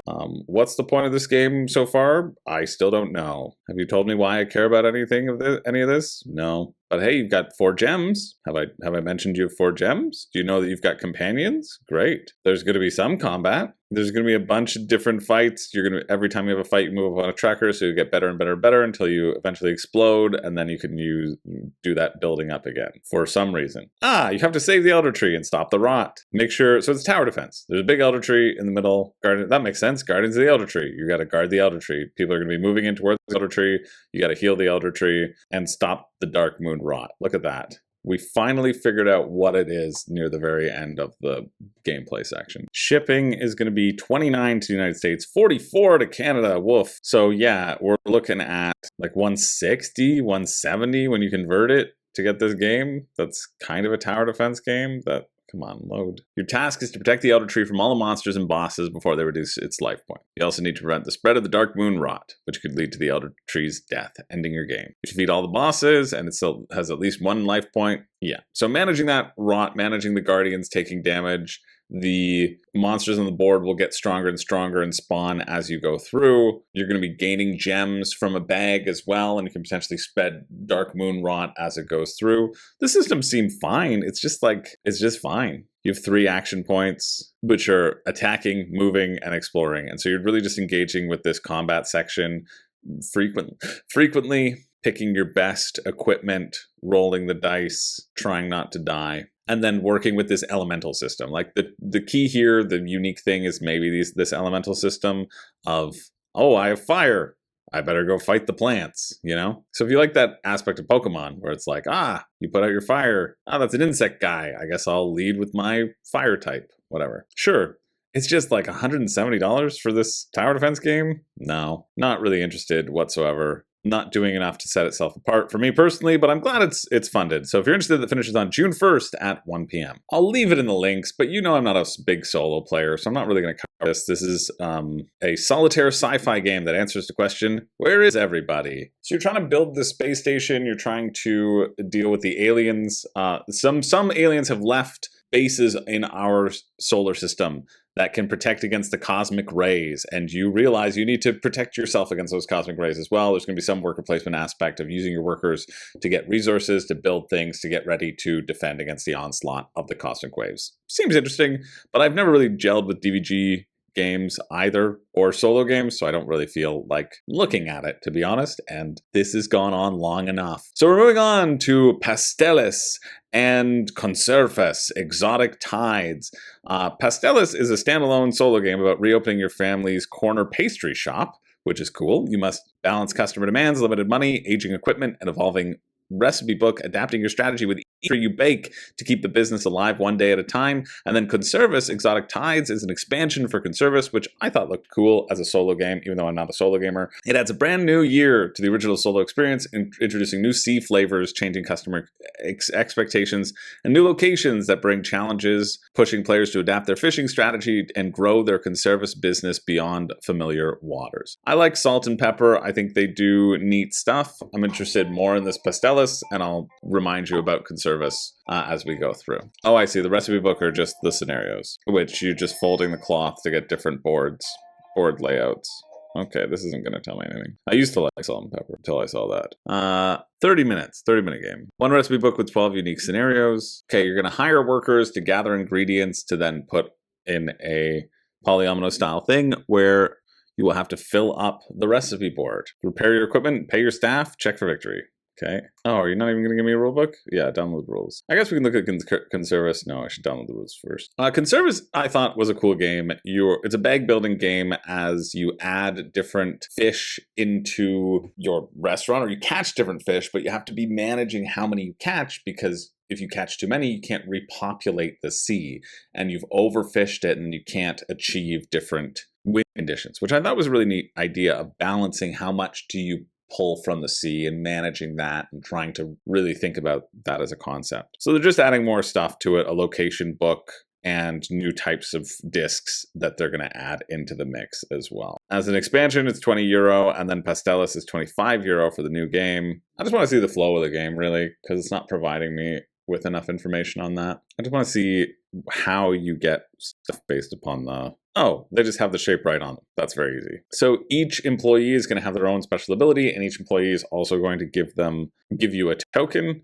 Each employee will cost a certain money as well. And there's going to be a phase where employees will come or employees will go, which is kind of neat. You also need to spend money on maintaining your equipment, or else it's going to break. You can also manage to bring more customers, but you have to serve them all as well. Oh, okay. So every customer is going to want a different thing satisfied, and in terms of the recipe, there's going to be multiple ways that you're supposed to fold the sheet. So, okay, now that you have to set a timer, you got to fold this into a 2x2 square. You got to satisfy the customer as well with the tokens that you have and with what they are hungry for, etc. Yeah, that is kind of neat. The folding does feel like it is more than just a gimmick, that you will have to shift how you're organizing things and how you're dealing with the recipes and dealing with the people arriving at your shop. that seems cool. Definitely seems cool. And the price feels pretty decent as well. $40. That's pretty nice. Conservice, if you have it, you'll know if you want the expansion or not. Probably a bit too expensive, but I feel like Pastelis, yeah, that feels really nice. Shipping to the US is $14, Canada's $20. So if I'm getting this, it would be $65 for me in Canada to get Pastelis, but pretty decent. Another really good fare from Salt and Pepper. Moving along, we've got a couple more. Oh, we only have a couple more. And one is Leviathan Wilds Shattered Peak. Challenge 11 new Leviathans with 3 new climbers and 3 new classes in the Frigid Heights of this new expansion. This is a new expansion for Leviathan Wilds. If you have played Leviathan Wilds, I haven't played Leviathan Wilds, but I was talking to Joe, who's one of the owners at BoardGameTables.com. Sorry. Oh, my internet's so bad. It's going to take so long for me to get this up. Should just do it in post. Nope, we're not doing it in post. We commit. I'll play. I don't know why I closed it. I'm going to have to reference it again.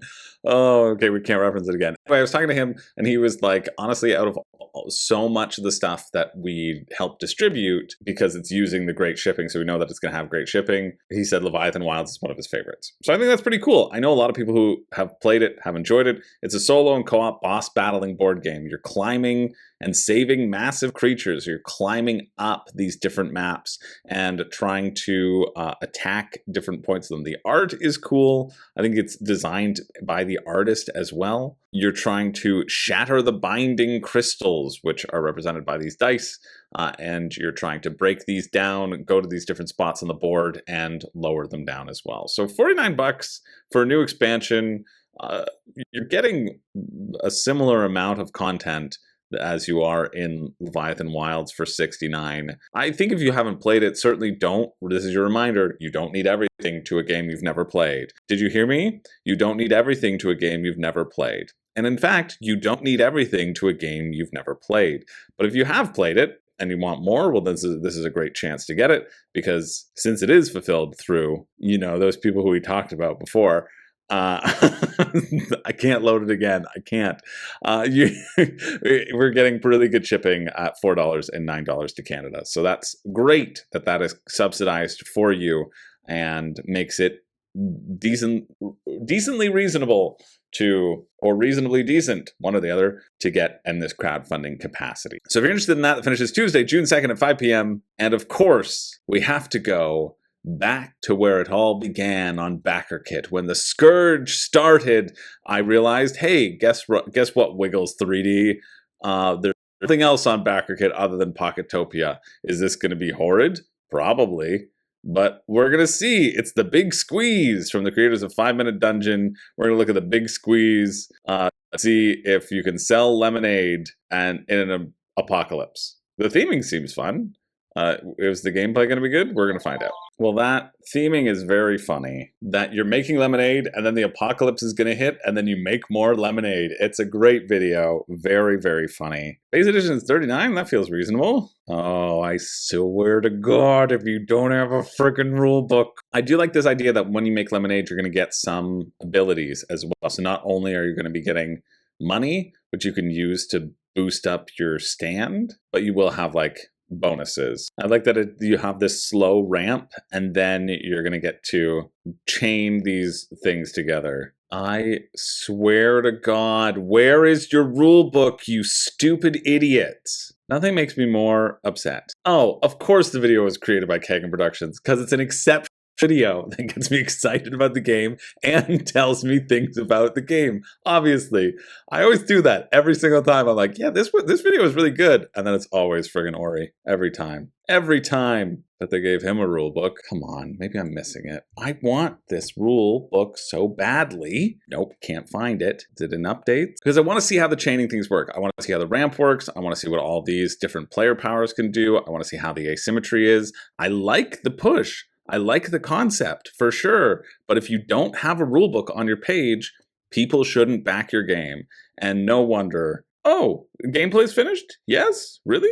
Interesting, because it would be great if you had a rulebook. I hope I'm just blind, but I don't think I am. What a friggin' bummer. Of course, BackerKit. Of course you're on BackerKit. Of course BackerKit's going to disappoint me one more time this week. So mad. So mad. With this theming, And the potential here, it's got a lot of potential. The potential is really good. But again, I don't value things. I don't evaluate things on their potential. A lot of games can just provide you with a very fun theme and a good campaign page, and then the actual rules and the actual meat of the game will not deliver on that. I've had that happen to me so many times. That is why Crowdfunding Countdown exists, for me to be able to go through and evaluate things so that all of you can be happier with your purchasing decisions.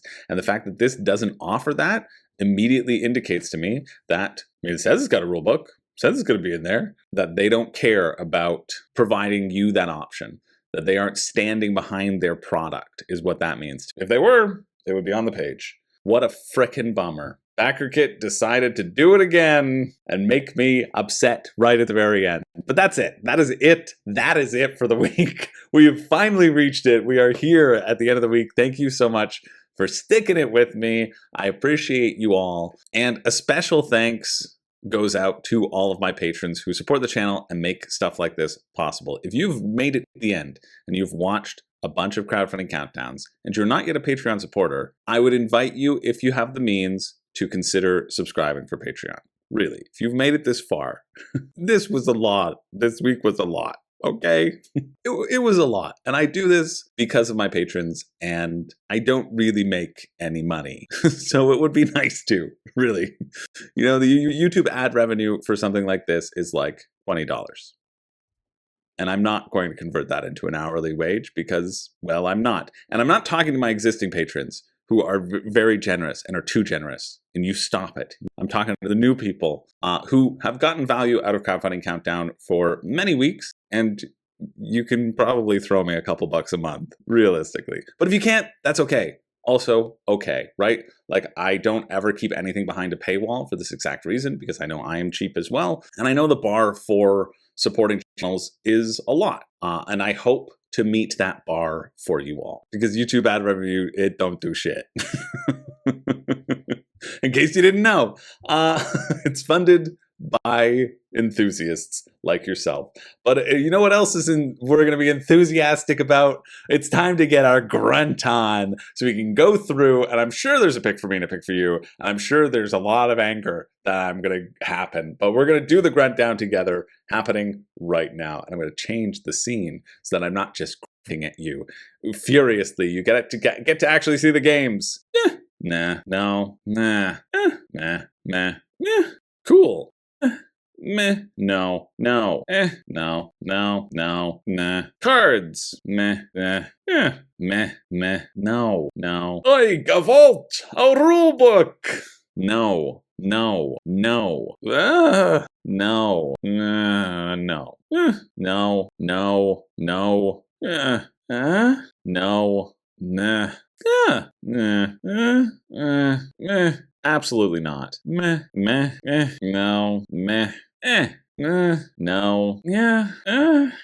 no. Solo. Why? That was really disheartening, because I legitimately don't know if there is a pick for you or a pick for me this week. There were 67 games there, something like that, and I actually don't know. And it really it really disappoints me that there isn't maybe anything there. Anything in POCKETTOPIA a pick for me, even if it was good, did look good. Like that one, the only thing that in POCKETTOPIA was the headliner seemed fine. After all of that, I don't think there's a pick for me, and that is almost soul crushing. I mean, like, Ronin is close. It's just expensive. Maybe it's because my soul is crushed that I am having a higher bar. I am gonna make Pasteles the pick for you. Salt and Pepper has a great history with solo games. If you're looking for something, maybe, kind of. But, like, there's no pick for me. It's barely a pick for you. And I hope this video carried you through the week. This definitely could have been a 2-part video, but for you, I'm making it a 1-part. We're staying with Crowdfunding Countdown. We've never split it into 2 parts, so we're not going to start now. So yeah, thanks for being here. Thanks for supporting the channel and subscribing and all that sort of stuff. I appreciate you all, and I hope you have a wonderful day. My name is Chris George, and I do not have a catchphrase, and I almost forgot that I didn't have one, and I almost just stopped. That's how disheartened I am about week. But you know what? We've made it through. We made it through. It's an allegory for life that sometimes you just gotta wade through it to get to the other side and realize, you know what? There was nothing worth wading through. In fact, you should have just taken the road around or taken a sit and sat that swamp out. But you know what? Sometimes you make it through the swamp and you're as good as you were if you didn't do it. And now you can say you did it. And I'll see you in the next one.